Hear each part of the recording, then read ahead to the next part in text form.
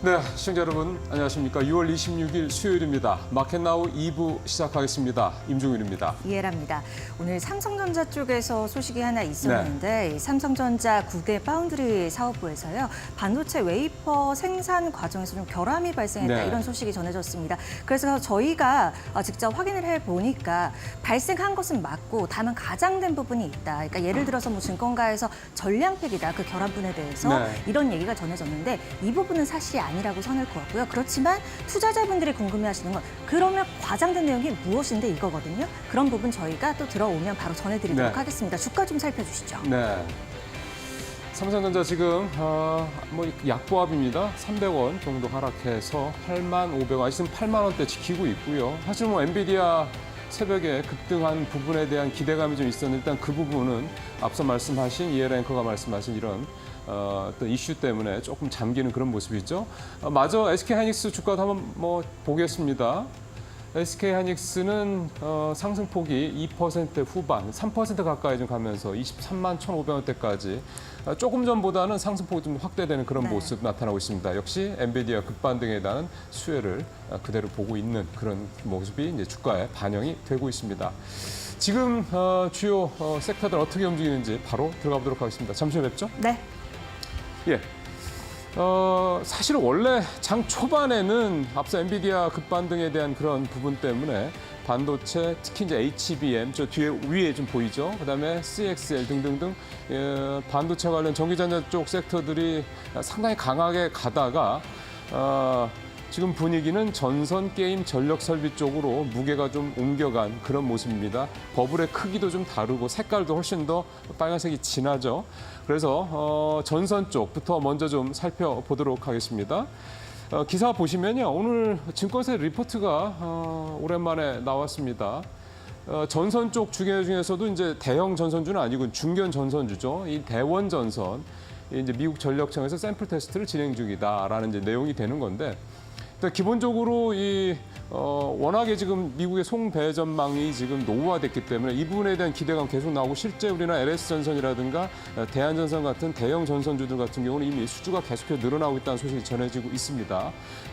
대원전선은 이런 대형 전선사보다는 조금 작은 회사긴 하지만 결국은 수주가 워낙에 늘어나게 되면은 그 수혜가, 그러니까 그 부분들이 결국 이렇게 대원전선 등 그 밑에 있는 전선 업체들까지 확장이 될 거다. 이런 기대감에 반영이 된 이제 그런 오늘 주가 강세 이렇게 볼 수가 있겠고요. 전체적으로 보면은 전선주는 이 전력 설비주 쭉 변압기, 초고압 변압기, 중저압 변압기 등 변압기를 만드는 전력 설비 업체들하고 같이 가는 흐름으로 봐야 되는 거기 때문에 오늘은 이제 전선주들이 강한 모습을 보이고 있습니다만 아까 버블에서 확인하셨던 것처럼 전력 설비주도 오래간만에 좀 약세에서 벗어나서 상승하는 그런 모습을 좀 보여주고 있습니다.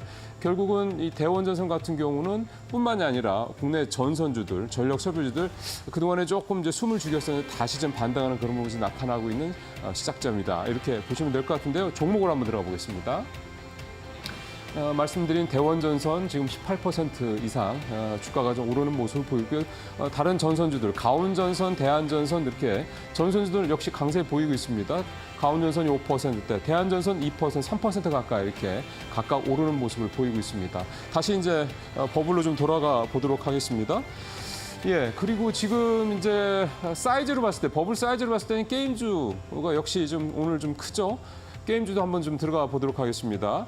게임주 같은 경우는 사실 어제 NC소프트 신일섭 소장하고 NC소프트와 이제 이 크래프톤 얘기를 좀 했었는데 게임주 같은 경우는 지금 약간 크래프톤은 좀 독자적으로 막 나가는 상황이고 다른 게임주들은 개별적 이슈들 때문에 조금 주춤한 상황이긴 한데 전체적으로 게임주가 워낙 올 상반기에 좀 부진한 모습을 대부분 보였었기 때문에 이쪽에 저평가에 대한 기대감들이 좀 있는 것 같습니다. 하반기에는 또 신작들이 계속해서 좀 나올 거기 때문에 그런 부분에 대한 기대감들도 나오고 있고요. 또 NC소프트 같은 경우는 어제 말씀드렸던 대로 리니지 7 이 부분에 대해서 업그레이드한 게 시장에서 반응이 좋다는 이런 점들이 좀 전반적으로 작용을 하고 있는데 오늘 나온 기사는 데브시스터즈의 쿠키런 모험의 탑이 어떤 기대감을 좀 시장에서 좀 갖고 있다라는 부분. 아직 뭐 실적으로라든가 이런 부분에서 연결된 부분은 아니긴 합니다만 게임주들이 이제 뭔가 움츠렸던 어깨를 좀 펴고 뭔가 하반기에는 좀 기지개를 켤 것이다라는 이런 기대감들이 좀 작용을 하고 있습니다. 종목으로 가보겠습니다. 자, 위메이드 10% 넘게 올랐고요. 미스터 블루, 서메이지, 위메이드 플레이, 위메이드. 위메이드 쪽 회사들이 오늘 전반적으로 좀 강한 그런 모습을 좀 보이고 있는 상황이고요. 또 하나 게임주와 관련해서는 이제 다음 달 초죠. 이 시프톱이라는 회사 코스피 상장을 합니다. 이제 이 회사가 사실은 일단은 시장에 들어오자마자 게임 업계 시총 한 4위 정도가 될 것이라는 기대감이 나오고 있다 보니까 모처럼 게임 쪽에서는 좀 큰 회사가 이제 상장이 되는 거죠. 이 기대감도 전체적으로 게임주의 그 기대감을 좀 더하는 어떤 그런 모습이라고 좀 볼 수가 있겠습니다. 승리의 여신 니케 이걸로 이제 대박을 친 게임사인데. 뭐 물론 이제 시장에서는 공모가가 역시 또 좀 너무 높은 거 아니냐 이런 얘기가 나옵니다. 왜냐하면 퍼가 지금 한 39배 정도로 예상이 좀 되는데 크래프톤이 한 20배 정도 되고요. 앞서 말씀드린 NC소프트가 28배 정도 되다 보니 조금 이제 공모가가 높게 평가가 된 거 아니냐 이런 얘기가 나오고 있습니다. 뭐 이런 부분도 전체적으로 일단 시장 상황에서 함께 살펴볼 필요가 있겠습니다. 자, 게임주까지 보고요. 다시 버블로 좀 돌아가서요. 반도체 얘기 쪽은 뭐 앞서 말씀드린 그 정도 내용이 될 것 같고 새로운 좀 용어가 하나 나와서 CXL 얘기는 좀 해야 될 것 같습니다. 삼성전자 얘기인데요. 삼성전자 기사로 한번 들어가 보시죠. 삼성전자가 CXL에 대한 부분에 있어서 조금 선두주자로 좀 치고 나갔다는 기사가 오늘 이데일리에서도 좀 기사가 게재가 됐었는데요.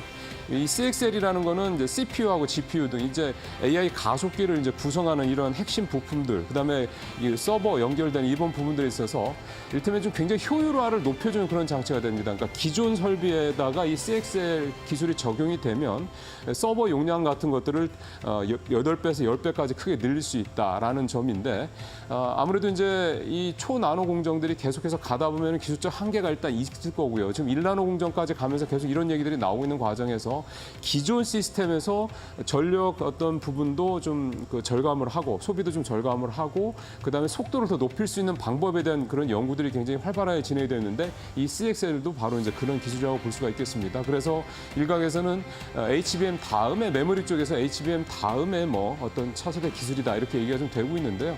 상용화도 이제 한 2026년 정도면 될 것이다 이런 얘기가 나오기 때문에 아주 먼 얘기도 아니다 보니 이런 내용들이 지금 시장에서 반영이 좀 되고 있다 이렇게 볼 수가 있겠습니다. 관련 종목들 한번 보겠습니다.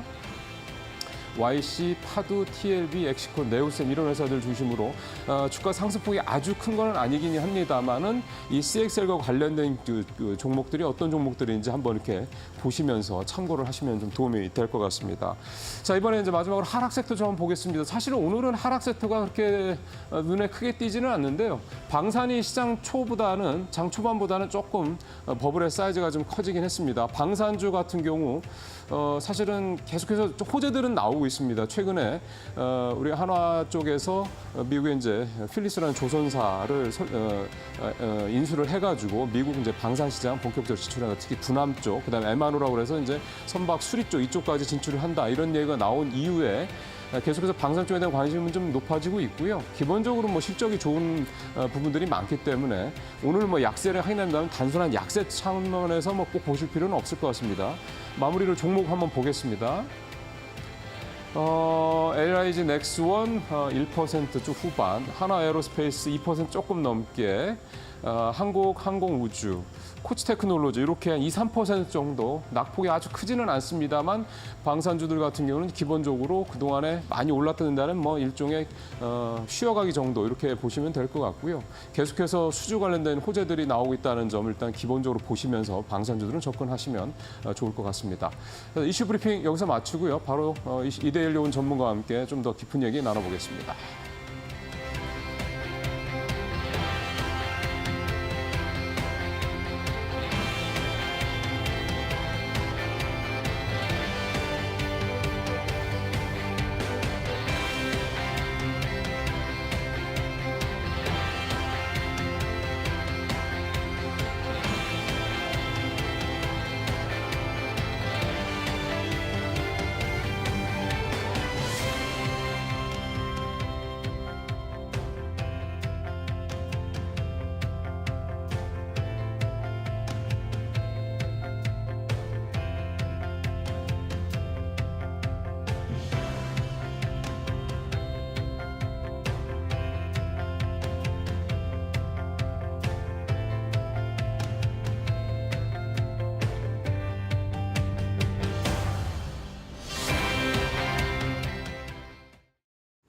종목 얘기로 이어가 보겠습니다. 이데일리온 박철희 전문가와 함께합니다. 안녕하세요. 안녕하세요. 네, 우리 오늘 어떤 섹터부터 좀 볼까요?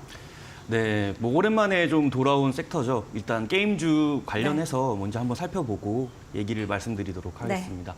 자, 과거에 쿠키런 하면 아마 한 번쯤은 다 들어보셨고 뭐 게임을 다운 받으셔가지고 좀 해보신 분들도 상당히 많으실 겁니다. 남녀노소 그리고 나이 불문. 자, 쿠키런이 10년 전, 10년도 더 된 게임이라고 하면 믿으시겠습니까? 최근에 게임을 했다고들 생각을 해보셨겠지만 10년이 지난 게임이 신작으로 출시가 글로벌적으로 되면서 이제 급등이 나온 모습인데요. 자, 일단 차트를 한번 보면서 특징주 한번 살펴보도록 하겠습니다. 네, 데브 시스터즈죠. 예, 데브 시스터즈입니다. 예, 데브 시스터즈 차트를 보시게 되면요. 앞에 매집이 정말 상당히 잘 돼 있는 모습을 보실 수 있습니다. 매집이 잘 된 종목. 자, 어떻게 살펴보냐면 자, 앞에 매집이 상당히 잘 된 이유, 상승 추세가 이어지는데 거래량이 터지지 않아도 충분히 상승 추세를 만들었고요. 최근에는 뭐 좀 거래량이 상당히 많이 나오면서 이제 역사적 신고가를 좀 기록하고 있는 모습입니다. 52주 신고가를 기록하고 있고요. 하지만 추억과 우리가 어떤 기대감만으로는 주식에 투자를 한다. 그리고 좀 베팅을 한다. 보기에는 좀 어려울 것 같습니다. 지금도 윗꼬리를 충분히 좀 크게 좀 달아주고 좀 조정이 나오고 있는 모습인데요. 자, 추가적인 상승은 조금 힘들어 보일 수도 있습니다. 그리고 이미 뭐 신규 진입을 좀 노리시는 분들은 제가 봤을 때는 조금 좀 자제를 부탁드리고요. 만약에 보유하고 계신 분들이 계시다, 현재 수익 구간이시다 하시면 6만 원 초반대 손절가 잡고 조금 더 보유하신 이후에 7만 원 중반, 한 7만 5천 원대까지 전 고점이 다가온다면 좀 매도를 좀 진행하셔도 좋을 것 같습니다. 오늘 아주 크게 오르고 있는 종목입니다. 21%인데 어쨌든 지금 신규 진입은 조금 어렵다 이런 의견을 주셨고 또 손절 라인까지 잡아주셨습니다. 데브 시스터즈 살펴봤고요. 다음은요. 해운 쪽, 이쪽은 어떨까요? 예, 해운 관련해서는 좀 과거에 좀 학습이 좀 되지 않았나 싶습니다. 네. 이제 11주 연속으로 이제 해상 운임이 상승하고 있는 추세인데요. 이제 후티 방군 홍해 사태가 좀 장기화되고 있죠. 과거에도 이와 같은 뭐 지정학적 리스크로 인해서 이제 해운 관련주들이 많이 상승을 했었는데요. 지금은 과거 대비 상승률이 조금 낮지 않나 보입니다. 그리고 과거에 수급이 크게 좀 들어와서 대장주격으로 불렸던 해운 관련주들은 상승이 저조하고 새로운 해운 관련주들이 오히려 급등이 좀 나오고 있다라고 보시면 될 것 같습니다. 자, 순환매가 이제 테마가 저희가 지금 최근에는 테마 장세로 돌고 있기 때문에 순환매가 계속해서 돌고 1등주, 대장주라고 하죠. 그리고 2등주, 3등주가 계속해서 변화하는 시장을 좀 더 가져가고 있는 모습입니다. 이제 개인 투자자들의 어떤 투자, 지식 수준도 상당히 높아졌고 과거에 이 종목 들어가면 물려 이렇게 상승했을 때 내가 위에서 추격 매수를 했지만 좀 더 가지 못해. 과거에 어떠한 두려움 그런 것들이 학습이 되기 때문에 좀 더 이러한 종목들을 접근하실 때는 좀 조심하셔야 될 것 같고요. 자, 그래도 특징주로 최근에 상승이 좀 가장 많이 나온 STX 그린로지사 한번 보도록 하겠습니다. 좀 크게 올랐던 예, 거죠? 크게 올랐던 종목이고 거래량도 정말 그러네요. 역대급으로 좀 많이 터진 거래량이 터졌네요. 나왔었죠. 하지만 제 추가적인 상승도 나올 수 있다고 좀 볼 수 있는 게 거래량이 늘고 있고 지금 현재 장 초반에는 좀 조정이 나왔었지만 적은 거래량으로도 현재 가격을 지지해주고 있다. 그럼 앞으로도 전에 매집이 좀 잘 되어 있어서 아직 매도가 나오지 않았구나. 뭐 세력 혹은 물량이 좀 나오지 않았기 때문에 앞으로도 조금 추가 상승이 가능할 수 있다라고 좀 보여지는 종목입니다. 그러니까 과거 대비 이슈에 반응하는 강도가 크지는 않다고 말씀을 맞습니다. 드렸는데 그럼에도 불구하고 STX 그린로지스 같은 경우에는 그래도 상승할 수 있는 여력이 있다고 보시는 이유가 어쨌든 상승권에서도 거래량이 붙으면서 이런 모습을 보이고 있다라는 말씀이시죠? 네, 맞습니다. 네, 그 부분 조금 더 추가적으로 설명을 해주세요. 네, 과거에 좀 주목받지 못했던 종목이 갑자기 주목을 받는다. 그러면 뭐 신규 진입을 하시는 분들은 이거는 많이 오르지 않았네. 이슈가 이렇게 되고 다른 종목들은 뭐 저점 대비 뭐 어느 정도까지 상승돼 있는데 여기는 아직 저평가되어 있구나. 크게 상승하지 않았구나. 이제 주목을 받기 시작했구나. 라고 생각을 하면서 저가 진입을 해보자. 이 정도면은 리스크 없이 조금 접근이 가능하겠구나라고 예. 생각하시는 분들이 좀 많아서 네. 아마 이렇게 신규 종목들도 좀 급등이 나올 거라고 보여집니다. 더 잘 이해가 됐습니다. 네. 우리가 또 추가적으로 살펴볼 만한 종목이 있을까요? 그러면 대한해운 같은 건 어때요? 대한해운 같은 경우에도 마찬가지입니다. 이 종목 같은 경우에는 오히려 과거에 좀 많이 집중이 돼서 네. 좀 급등이 많이 나왔던 종목이기 때문에 오히려 좀 리스크가 많고 또 과거에 좀 위험도를 좀 더 가져가고 있기 때문에 학습된 그러한 위험 감지 능력을 이제 대부분의 개인 투자자분들이 느끼기 때문에 윗꼬리를 크게 달고 또 다른 종목들에 비해서는 아직 상승폭이 좀 적지 않나라고 생각하고 있습니다. 이 부분도 차트로 살펴봐 주셔도 괜찮을 것 같아요. 네, 차트 한번 보도록 네. 하겠습니다. 더 이해 잘 될 것 같습니다. 네, 뭐 방금 전에 보셨던 XTX와는 조금 다르게 예. 과거에 거래량 터지면서 급등이 나왔었죠. 이때는 그러네요. 2배 가까운 상승이 나왔었는데요. 하지만 동일한 이슈들이 현재 나오고 있는데도 불구하고 현재 상승폭은 과거 상승폭보다는 현저히 좀 적은 모습을 보이고 있습니다. 그리고 제가 말씀드렸던 바와 같이 현재 윗꼬리를 좀 많이 달고 하락하고 있는 모습이고요. 그리고 한 가지 더 주목해 보셔야 될 게 현재 거래량이 터지고 있는 과거 모습 대비 현재 그 가격대는 지켜주고 있습니다. 하지만 여기서도 뭐 거래량은 조금 적지만 네. 거래량은 좀 적지만 현재 가격을 좀 지켜주고 있다. 자, 이 말인즉슨 과거에는 이 종목을 이 주식을 상승시키기 위해서는 이만큼 한 이 정도의 거래 대금과 거래량이 필요했다고 한다면은 아직도 매도하고 나가지 않은 세력이 존재한다라고 봤을 때는 더 적은 거래량으로도 그만큼의 상승량을 가져갈 수 있다라고 보시면 좋을 것 같고요. 현재는 뭐 거래량이 조금 적지만 뭐 앞으로 뭐 오후에도 다시 수급이 좀 충분히 또 들어올 수 있는 부분도 있기 때문에 그 점 참고하셔서 매매하시면 좋을 것 같습니다. 네. 그리고 오랜만에 이 초전도체 테마 이 부분을 좀 얘기해 주시려나 봐요. 어떤 종목 통해서 또 살펴볼까요? 그리고 이슈도 살펴주시면 좋을 것 같고요. 예, 중국 핵융합 에너지 기업이죠. 이제 싱귤레리티, 좀 이름도 좀 어려운데요. 싱귤레리티가 어떻게 보면 인공태양으로 불리는 고온 초전도 토카막 장치 방전에 성공했다고 하면서 좀 금일 오전에 좀 그리고 어제 장에서도 좀 이슈가 좀 많이 됐었는데요. 자, 초전도체도 좀 마찬가지입니다. 과거에 초전도체로 크게 상승이 나왔던 제가 알기로는 한 18배 정도 상승을 했다고 알고 있습니다. 그만큼 또 높은 상승이 나왔고 기대감 또한 있지만 고점에서 물렸던 분들은 좀 상당히 큰 손해를 좀 가지고 가실 수도 있으세요. 네. 그래서 지금 싱귤레리티라는 회사는 현재 서남이라는 회사의 파트너사로 현재 서남이 조금 상승이 나오고 있는데요. 네. 서남 차트도 보면서 좀 말씀을 네. 드려볼게요. 자, 서남도 과거에 초전도체 관련해서 좀 급등이 나왔었죠. 자, 한 3배 정도 상승이 나왔었는데요. 하지만 금일 훨씬 더 정확하고 관련성이 높은 파트너사의 초전도체 관련 내용이 나왔는데도 불구하고 추가적인 상승보다는 장 초반 상승을 좀 반납하면서 하락이 좀 조정이 나오고 있는 모습입니다.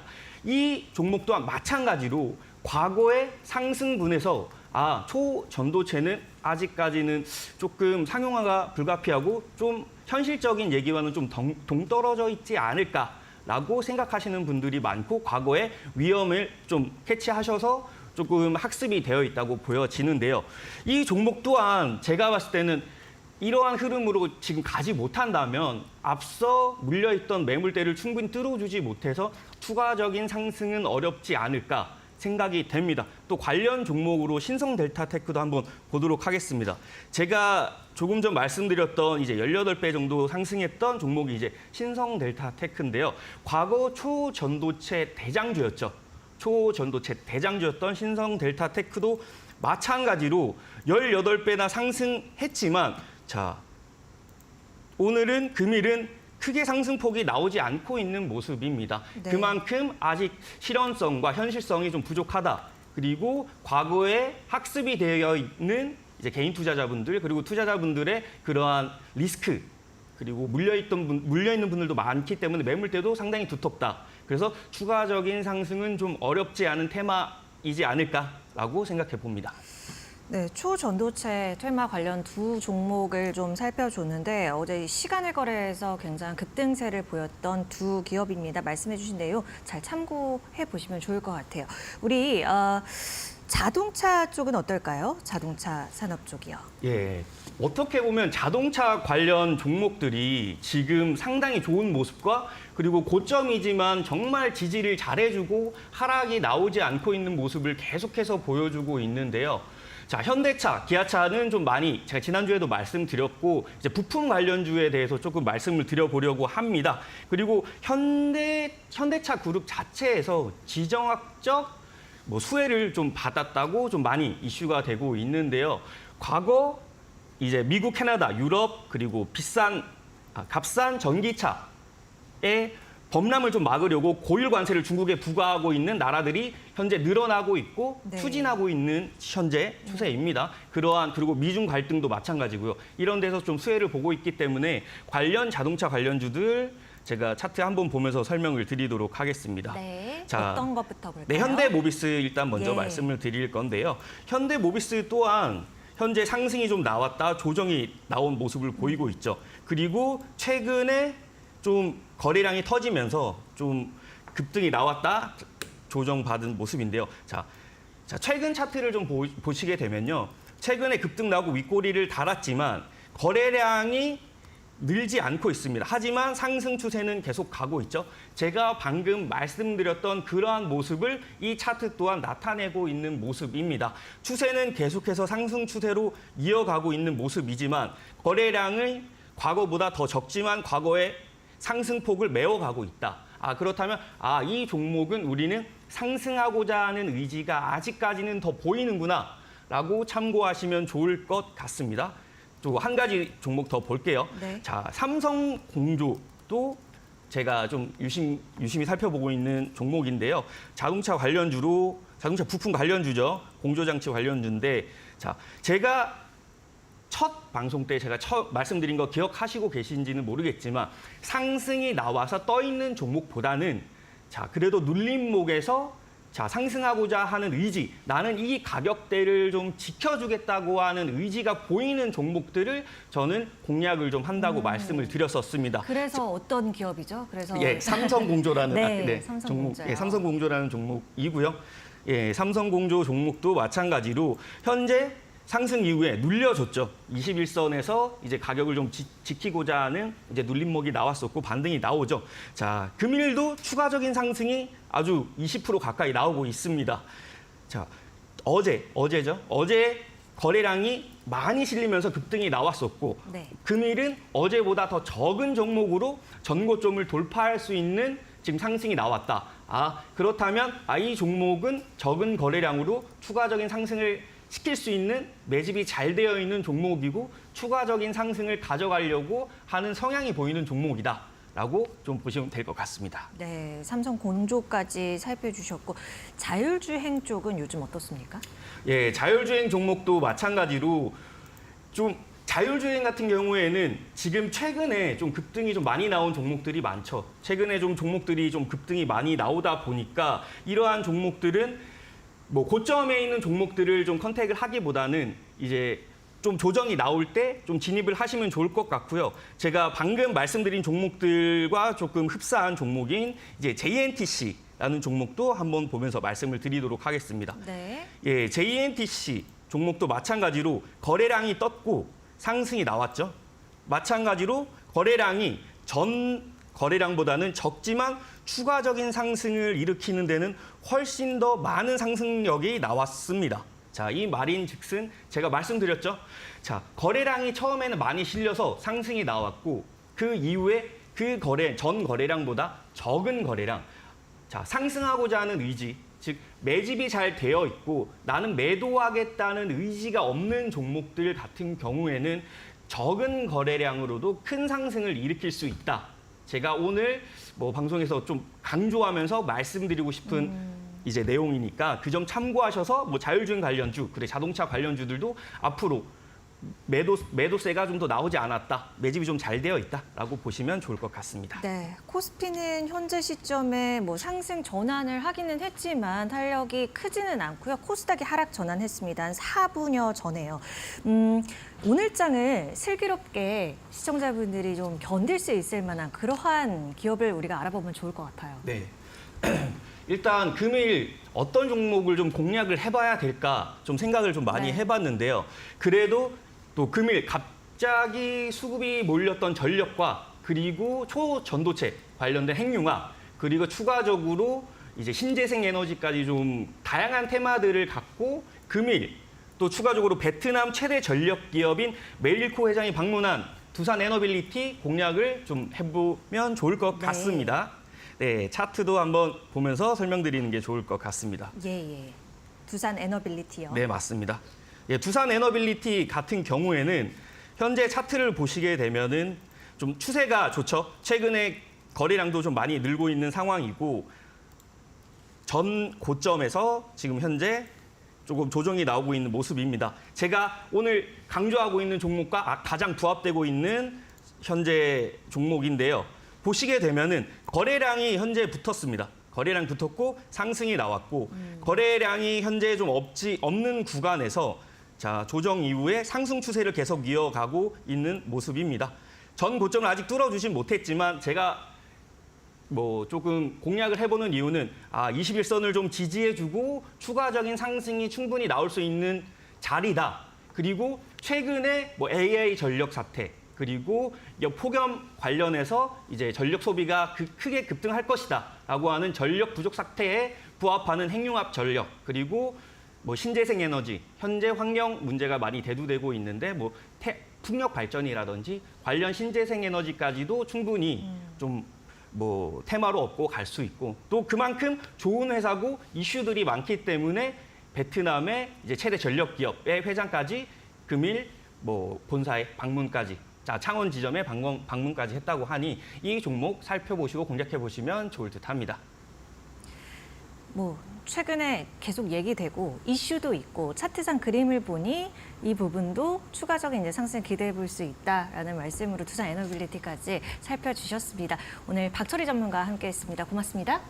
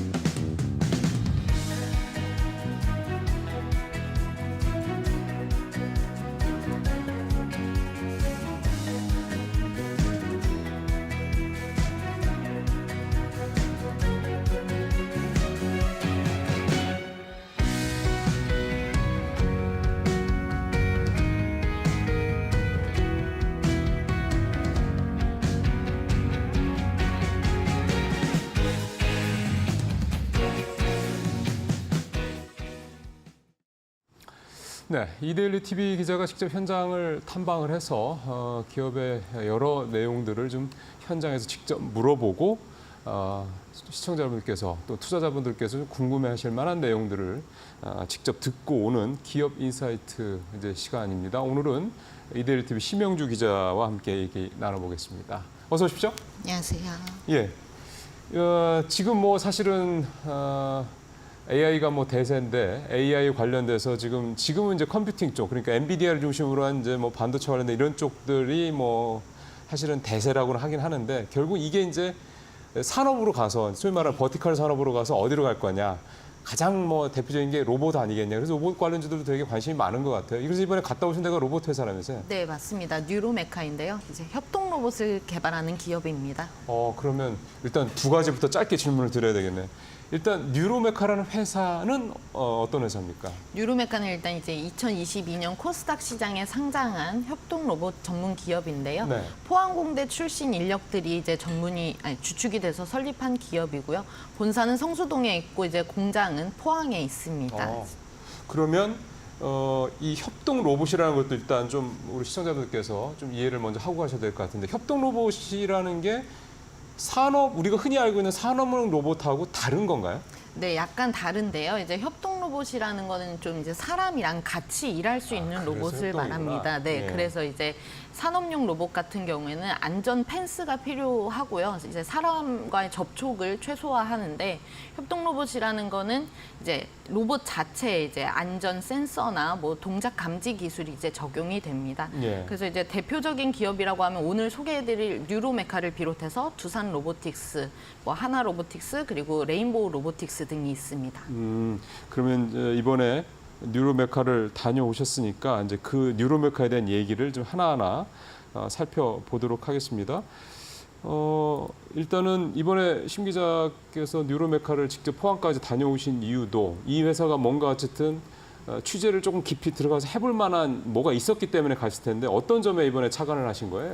네, 맞습니다. 이제 아무래도 이제 뉴로메카는 저희 국내에 이제 협동 로봇 기업이 이제 얼마 없긴 한데, 뉴로메카 같은 경우는 이제 매출 성장세가 이제 가파르게 올라오고 있어서 이제 제가 다녀왔고요. 앞으로 이제 좀 산업용 협동 로봇 시장도 선점하겠다는 계획이어서 그런 계획을 좀 자세히 듣고 왔습니다. 대표를 직접 만나서. 그러면 이번에 갔다 오신 내용이 이제 리포트로 이제 심 기자가 직접 제작을 했으니까 리포트부터 먼저 보고, 그래서 개요를 일단 한번 보고 하나하나 디테일하게 좀 들어가 보죠.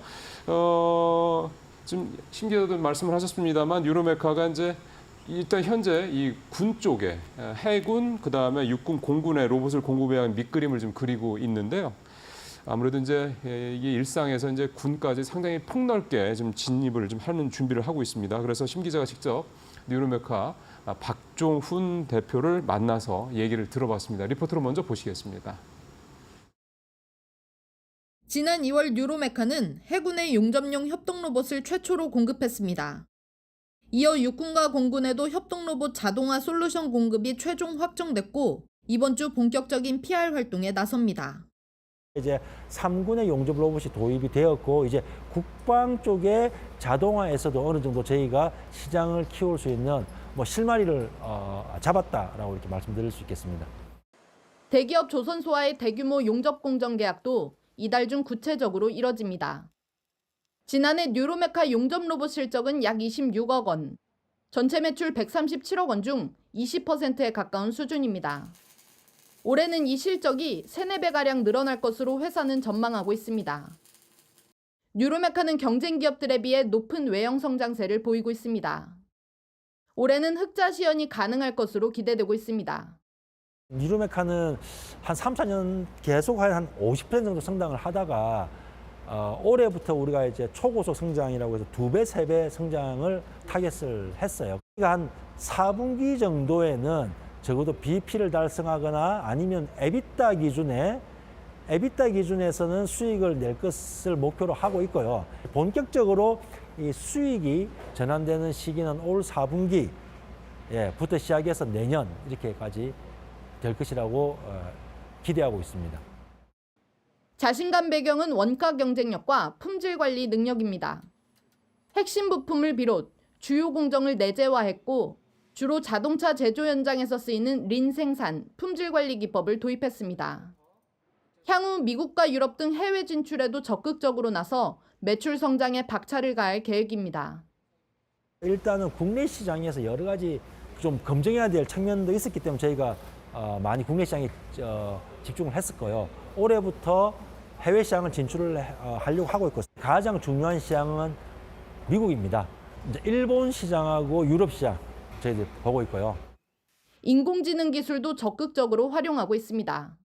이 AI, 뭐 대형 언어 모델이라든지 다양한 학습 알고리즘이 통합되어서 이 협동 로봇들을 구동할 수 있는 알고리즘과 소프트웨어가 통합된 제품들을 출시하기 시작을 했고요. 아울러서 최근에 이제 뭐 챗GPT와 같은 대형 언어 모델들이 나오면서 사람의 음성을 인식해서 스스로 로봇 프로그래밍을 만들어주고 이것에 따라서 움직이는 로봇들은 이미 저희가 내부적으로 시연 단계까지는 다 와 있거든요. 근시일 내 조리 자동화 시장에서 외연 확장을 이룰 계획인 뉴로메카는 가사 공정 시장까지 눈여겨보고 있습니다. 또 산업용 로봇 시장도 선점하겠다는 포부입니다. 좀 더 큰 도전은 오히려 이제 이 협동 로봇 내부가 아니라 이 산업용 로봇 시장과 이 협동 로봇 시장이 이렇게 좀 겹치는 부분들이 있거든요. 뉴로메카는 산업용 로봇 시장을 이미 진지하게 좀 검토하고 있습니다. 로봇 부품부터 플랫폼, 솔루션, 서비스에 이르기까지 로봇 자동화 사업의 전 밸류체인을 수직 일관화한 뉴로메카. 로봇 자동화 생태계 구축을 위한 도전을 착실히 해나가고 있습니다. 이데일리 TV 심영주입니다. 네, 우리 심 기자 리포트 내용 쭉 들어보셨습니다. 박 대표께서 이제 앞으로 이 뉴로메카가 협동 로봇뿐만이 아니라 이제 산업용 로봇, 또 산업용 로봇이 포함이 되겠습니다만 외식이라든가 서빙이라든가 이런 다양한 로봇 분야로 진출을 하겠다라는 그런 청사진을 이제 제시를 했는데요. 지금부터 좀 하나하나 현장을 다녀온 또 박 대표를 만나고 인터뷰를 한 이 심 기자와 함께 얘기를 좀 나눠보겠습니다. 올해 아까 잠깐 이제 심 기자가 말씀하셨던 것처럼 일단 올해 1분기라든가 이럴 때 실적 성장세가 경쟁사라고 할 수 있는 두산이라든가 레인보우 쪽보다 좀 낮다. 네. 어느 정도 그렇습니까? 일단 이제 두산 로보틱스나 이제 레인보우 로보틱스 모두 다 이제 적자이긴 한데요. 네네네. 전년 동기 대비해서 두산 로보틱스는 3.1% 정도 이제 상승을 했고 네. 레인보우 로보틱스는 오히려 이제 마이너스로 돌아섰습니다. 근데 이제 뉴로메카 같은 경우에는 성장률이 200% 정도 되어서 좀 차이가 나네요. 네, 굉장히 많은 이제 성장세를 보여주고 있습니다. 그러면 그렇게 할 만한 이유가 뭔가 이제 뉴로메카만의 경쟁력이 있다라는 걸 텐데 어떤 거예요? 네, 우선은 이제 말씀드릴 수 있는 게 로봇 제조를 위한 이제 좀 수직적 밸류 체인을 갖추고 있다는 점이 가장 큰 강점이라고 할 수 있습니다. 네.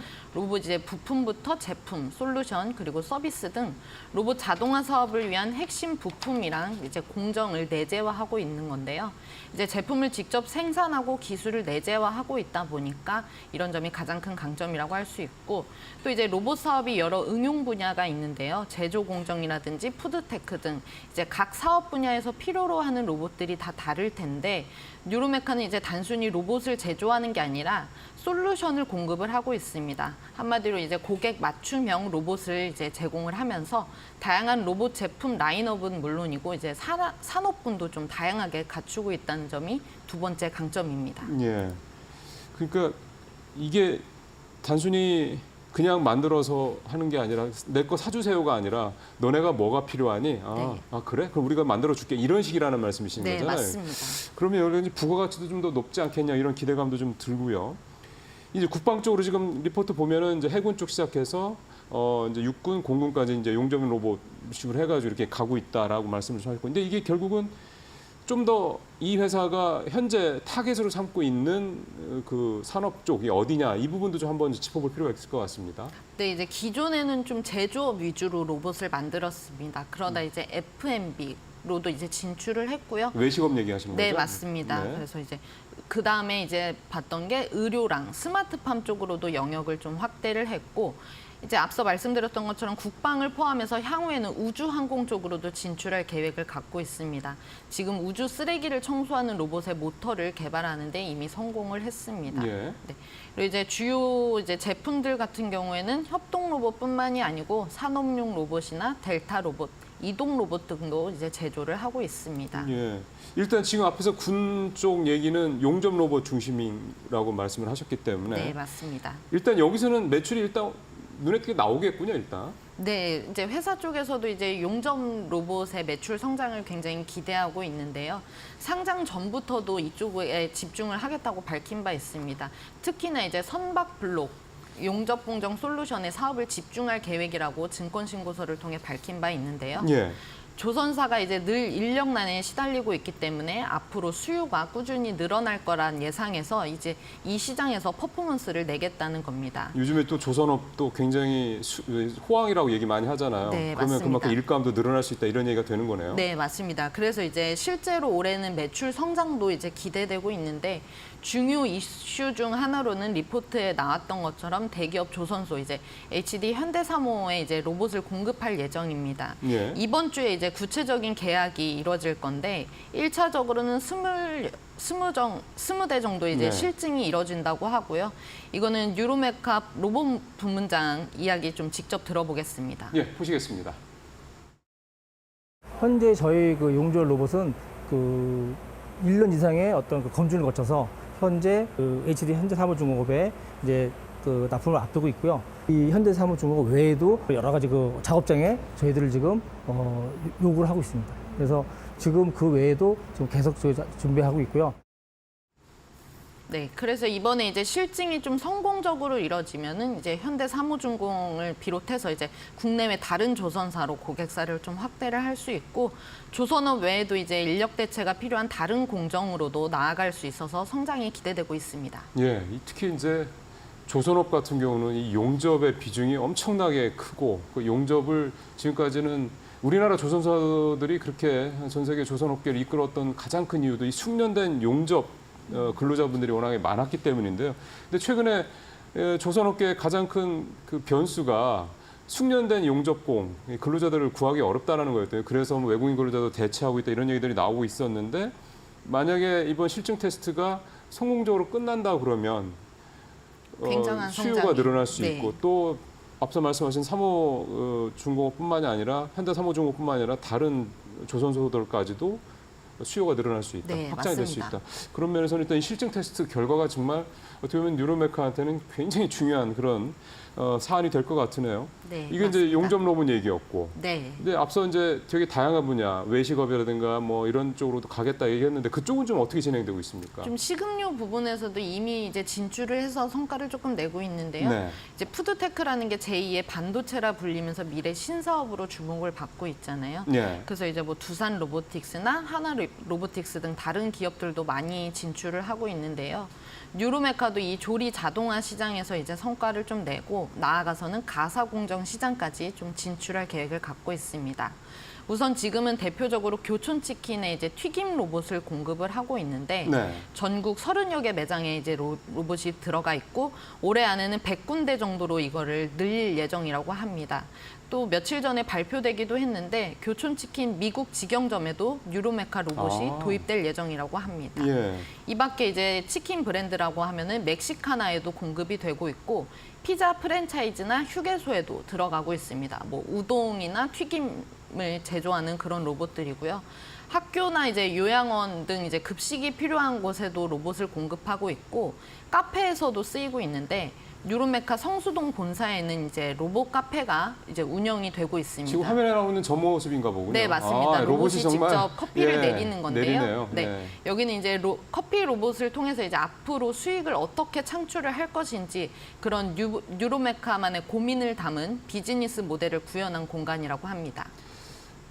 사실은 조리할 때 로봇도 되게 중요합니다. 왜냐하면 사실은 주방에서 일한다는 게 이게 되게 좀 어려운, 하드한 일이죠. 네, 맞습니다. 그래서 상당히 좀 걱정들을 많이 하는, 그러니까 직원들 구하기도 어렵다라는 게 외식업체들의 고민이기도 한데 또 외식업에서도 사람이 많이 필요하고 꼭 필요한 게 또 서빙 아니겠습니까? 예를 들어서 뭐 소프트뱅크 그 투자를 받은 그 우리나라 사람이 이제 창업주인 그 베어 로보틱스 같은데 이런 데 같은 경우도 결국은 서빙 쪽으로 이미 진출해서 하고 있다 이런 얘기가 좀 나오는 건데 어떻습니까? 뉴로메카는 이쪽은 얘기를 안 하시던가요? 네, 안 그래도 이제 대표한테 물어봤는데 뉴로메카가 자율 이동 로봇을 개발하고 있긴 한데 이거는 이제 공장 자동화 작업에서 필요한 로봇인 거고 예. 식당에 들어가는 서빙 로봇은 아직 개발을 하고 있지 않습니다. 그리고 이제 앞으로도 직접 개발할 계획은 크게 없다고 하는데 예. 이거는 대표 육성을 직접 들어보겠습니다. 예, 들어보시죠. 식당에서 배송이나 서빙을 보는 로봇 자체는 제가 이미 레드오션이라 판단을 하고 있고요. 이 부분보다는 보다 좀 더 부가가치가 높고 어려운 시장에서 저희가 좀 활약할 수 있도록 집중하고 있습니다. 하지만 뉴로메카 이제 저희가 생태계를 만들려면 식당에서 활동하는 이동 로봇이 필요하거든요. 이런 부분은 저희 파트너사들이 있습니다. 여러 이제 로봇 업체들이 있어서 함께 협동을 해서.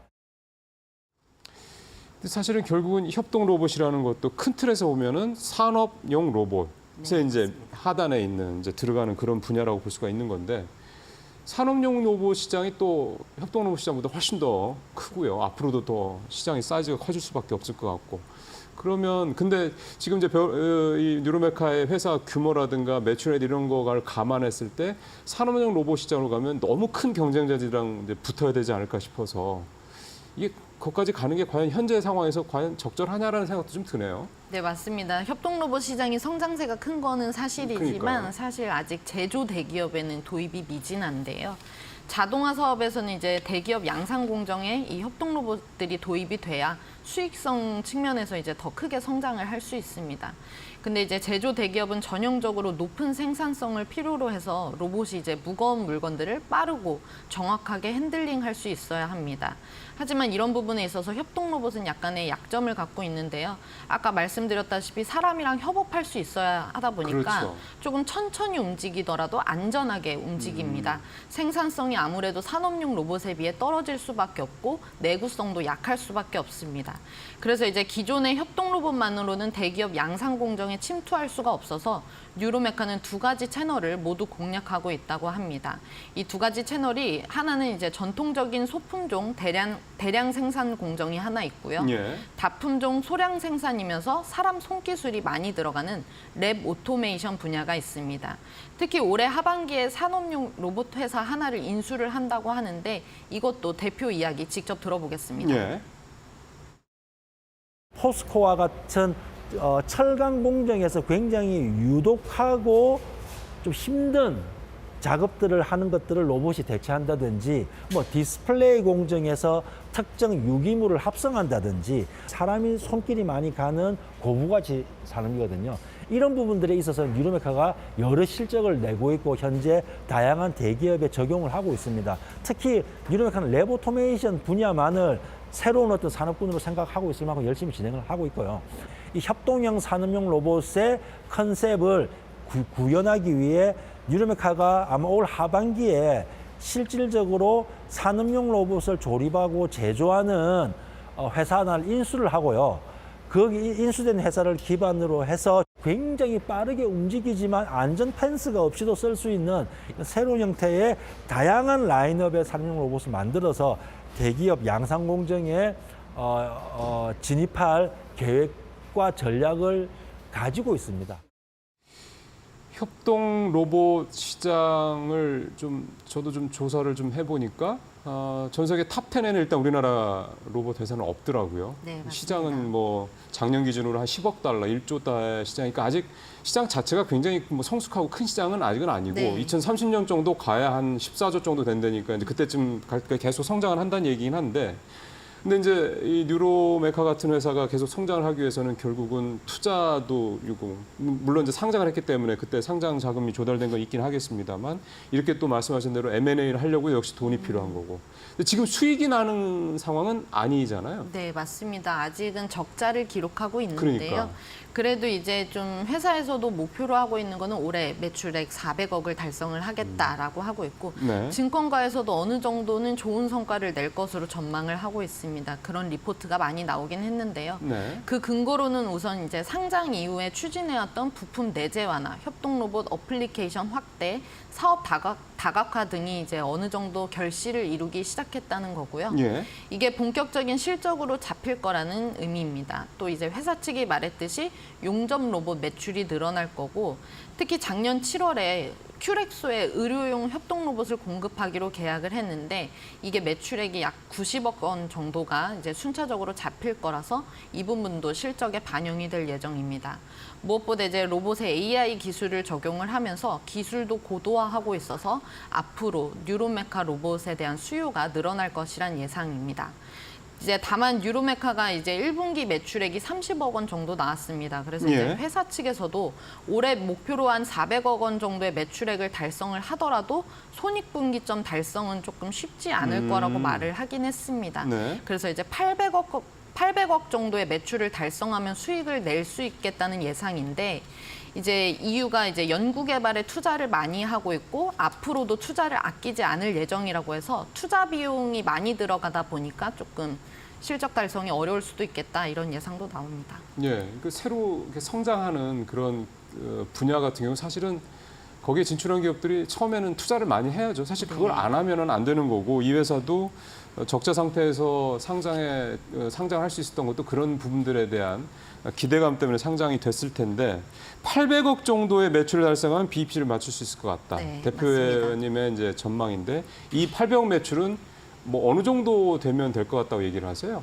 이제 일단은 올해는 400억이 올해는 400억. 이제 목표이고 사실 이제 그 이후로 계속해서 이제 노력을 해나가겠다 이렇게 말씀을 하셨습니다. 그러니까 아직 800억이 언제쯤 매출을 달성할 것이냐에 대해서는 회사에서도 아직 정확하게 시기를 추정하기는 아직 못하고 있는 상황이다. 어쨌든 그 부분 정도 돼야지 이제 규모의 경제를 좀 만들어내서 수익을 낼 수 있을 것 같다. 이제 이런 말씀이 되는 건데 이제 지금까지는 이제 뉴로메카 회사 내부 얘기를 좀 들어봤고요. 이제 바깥 얘기를 좀 들어봐야죠. 그러니까 협동 로봇이라는 이 시장에 대한 부분 또 이 시장에 지금 진출해 있는 기업들의 향후 성장성 이런 부분들을 좀 얘기를 좀 들어볼 텐데 일단 시장은 계속해서 커진다는 얘기는 많이들 하네요. 네, 맞습니다. 그 전망에 대해서는 이견이 없습니다. 네. 다만 이제 좀 속도가 느리다는 게 문제인데요. 협동 로봇이 일단 성장하겠다는 이유는 보급형 로봇인데 가격이 좀 저렴하고 다양한 산업군에 쓰일 수 있어서 확장성이 크기 때문입니다. 특히 이제 인건비가 높거나 근로자를 구하기 어려운 국가나 이제 북미, 유럽 등을 중심으로 협동 로봇 수요가 계속 늘어날 거란 전망이 있습니다. 근데 말씀드렸다시피 성장하는 속도가 예상보다는 좀 느린 상황입니다. 네. 그럼에도 이제 방향성 자체는 필연적이라고 하는데요. 전체 산업용 로봇 시장 대비 협동 로봇 시장 성장 가능성도 좀 크게 점쳐지고 있습니다. 이것도 관련해서 전문가 이야기 한번 들어보겠습니다. 매우 밝고요. 제조에 쓰이는 전체 산업용 로봇 대비해가지고 지금 협동 로봇의 판매 비중이 아직 한 5에서 6% 정도밖에 안 되는 상황이고요. 한 27년까지 한번 비춰봤을 때는 저희가 한 20%까지는 이 협동 로봇 비중이 올라온다라고 보는 상황입니다. 27년, 8년까지가 좀 더 매우 가파른 성장세, 뭐 연간 성장률로 말씀드리면은 한 50에서 60% 정도 보여줄 거라고 생각을 하고요. 사실 28년 이후부터는 좀 그러한 높은 성장률이 힘들지만 그럼에도 불구하고 과거 레거시 로봇 대비해서는 더 확연히 높은 시장 성장을 보여준다라고는 볼 수 있을 것 같습니다. 지금 이상수 연구원 얘기는 27년 몇 년 안 남았어요? 네, 맞습니다. 그때까지 지금 산업용 로봇 전체 시장에서 협동 로봇이 차지하는 비중이 5% 정도밖에 안 되는데 이게 20%, 그러니까 4배 정도 성장할 거라는 거니까 연간 50에서 60% 성장한다. 이 정도면 뭐 AI 쪽보다 성장률이 훨씬 더 가파르다 이렇게 봐야 되는 건데 그렇다면은 상당히 앞으로 가야 될 업사이드는 굉장히 열려 있다 일단 네. 이렇게 볼 수가 있는 거네요. 그러면 중요한 건 결국은 이게 이제 아까 뉴로메카 주가도 잠깐 나왔습니다만 결국 주가도 올라가고 회사 성장을 하려면 결국 이제 실적이 계속 뒷받침돼줘야 될 텐데 앞서 말씀드린 거로만 본다면 말씀하신 거로만 들어본다면 아직은 적자 상태고 이 실적 부분에 대해서는 밖에서 어떻게들 얘기를 하나요? 이제 앞으로 실적들이 어떻게 될 것인지. 시장 성장성 뭐 이런 것 같은 네. 것도 좀 그래서 시장 성장성이 높다 보니까 당연히 이제 실적은 좋아질 수밖에 없고 그리고 이제 협동 로봇 기업들이 모두 AI를 도입을 하고 있어서 이게 협동 로봇과 접목이 되면은 앞으로 실적은 성장할 수밖에 없다라고는 전망을 하고 있습니다. 네. 그래서 이제 좀 이제 투자할 때 조금 물론 이제 살펴봐야 하는 게 재무지표 같은 부분을 살펴봐야 하는데 네. 당장 적자냐 흑자냐를 따질 게 아니라 매출 성장 속도를 아. 따져봐야 합니다. 그리고 또 이제 살펴봐야 하는 게 연구개발 비중이 얼마나 높은지를 그렇죠. 살펴봐야 한다는 그렇죠. 조언이 있습니다. 이것도 관련해서 전문가 이야기 직접 들어보겠습니다. 네.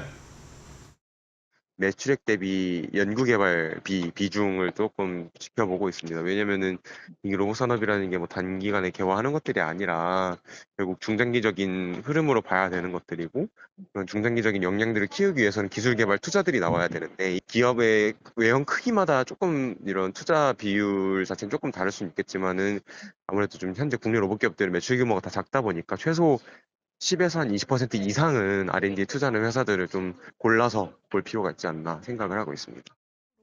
네. 지금 얘기를 들어보면 적어도 10에서 20% 정도는 연구개발에 하는 투자, 그러니까 매출액 대비. 그러니까 이제 결국 이제 여러분들께서 이런 관련된 회사 투자하실 때는 이 회사의 R&D 비중이 얼마나 되느냐 한번 그 수치 꼼꼼하게 좀 보실 필요가 있다, 이런 말씀이 되겠습니다. 한마디로 이제 좀 정리를 해보죠. 뉴로메카 다녀오셨는데 어떻습니까? 뭐 이 기업에 대한 소회가.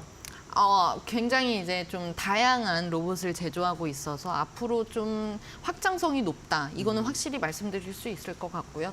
또 이제 연구 개발 쪽에도 투자를 굉장히 네. 아끼지 않고 있습니다. 그래서 이제 그런 부분을 좀 눈여겨 봐야 된다고 생각했습니다. 예, 오늘 기업 인사이트는 이데일 TV 심영주 기자와 함께 뉴로메카에 대한 얘기를 좀 나눠봤습니다. 수고하셨습니다. 네, 감사합니다. 네.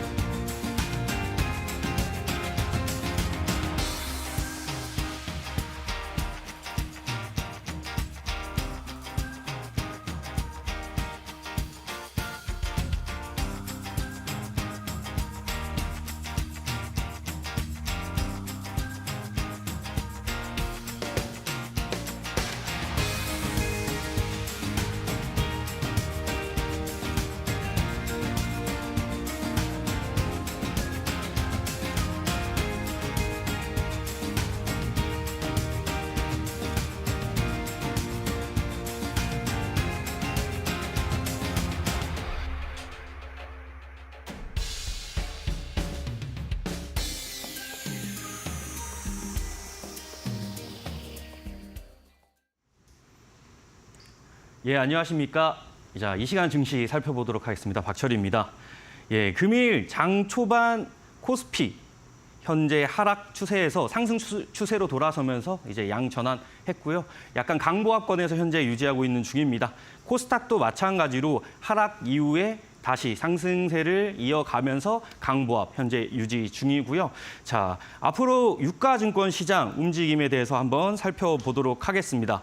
금일 유가증권 시장도 마찬가지로 현재 외국인 매수세가 계속돼서 유입되고 있는 모습 보이고 있습니다. 유가증권 매수세가 계속되는 모습이고요. 앞으로도 계속 될 것으로 예상은 되지만 단기적으로 좀 조정이 나올 것으로 예상됩니다. 차트를 한번 보면서 말씀드릴게요. 차트를 한번 보시게 되면요. 충분히 현재 차트를 한번 살펴보시게 되면 상승 추세인 것은 대부분 확인하실 수 있으실 거라고 생각을 합니다. 단기적인 고점, 전 고점 저항선에서 지지를 뚫어주지 못하고 조정이 나오고 있는 모습인데요. 아직 하단에 갭이 조금 더 남아있는 모습 보이실 거예요. 제가 봤을 때는 상승 추세는 계속 지속될 것이나 아래 갭을 좀 메꿔주면서 단기적인 조정은 불가피해 보인다. 자, 이러한 단기적인 조정이 나와야 되는 이유는 현재 신용장고 그리고 대형주들의 개인 매수가 두텁기 때문에 지분 물량이 많기 때문에 그러한 물량을 어느 정도 털어낸 이후에 추가적인 상승이 나오지 않을까. 그때는 오히려 더 가파른 상승세가 나올 것이다 라고 보여집니다. 자, 가파른 상승세가 현재 나오려고 하는 이유에 대해서 한번 살펴보면요. 자, 현재 주가고요. 주봉입니다. 자, 이 주가가 뚫어주게 된다면, 이 자리를 뚫어주게 된다면, 자, 앞서 말씀드린 부분, 전고점이 현재 조정이 아마 안 될 겁니다. 네. 매물대가 없기 때문입니다. 자, 매물대가 없으면 어떻게 진행이 되냐? 매물대가 없기 때문에 상승이 나왔을 때는 추가적인 상승이 가파르게 빠르게 나타날 것이다. 라고 보시면 좋을 것 같습니다. 자, 앞에 주봉상 상승이 나왔을 때도 급등이 나오고 하락이 나왔을 때도 급락이 나왔었습니다. 자, 그래서 앞으로도 추가적인 모습 나올 때 추가적인 상승 나오기 전에는 조정이 나오면서 신용 잔고 물량이라든지 이제 대형주에 현재 매수되어 있는 물량들을 손절 나오게 만든 이후에 추가적인 상승이 나올 것 같습니다. 이러한 장세에는 추가적으로 현재 주목받지 못하고 있는 바이오 종목이라든지 2차 전지 종목들 실적주 위주로 좀 더 저점 매수, 분할 매수로 좀 들어가시는 게 좋고요. 오히려 현재 높게 상승되어 있는 종목들을 오히려 추격 매수하다가는 이제 물량이 이동할 때 좀 큰 손해를 볼 수 있으니 그 점은 좀 유의해 주시길 바라겠습니다. 자, 추가적으로 유가도 한번 살펴보도록 하겠습니다. 현재 유가가 지정학적 리스크 때문에 현재 상승이 좀 나와 있는 모습인데요. 자, 보시게 되면은 현재 이 부분입니다. 이 부분에서 현재 상승이 좀 나왔었습니다. 단기적으로 상승이 나왔던 이유가 지정학적 리스크 때문이죠. 자, 운반, 해송 운반 진행할 때도 좀 거리가 멀다. 그러면은 유가 급등이 나오고 있는 부분이죠. 하지만 이 부분도 과거에 저희가 겪었던 내용입니다. 그렇기 때문에 이러한 상승 이후에는 유가 조정이 나올 거기 때문에 어느 정도 고점에 도달할 수 있다. 그럼 지금부터 유가도 반대로 하락하겠구나라고 생각을 하시면서 유가의 인버스 베팅도 조금 참고해 보시면 좋을 듯합니다. 이 시간 시황 여기서 마치겠습니다. 박철입니다.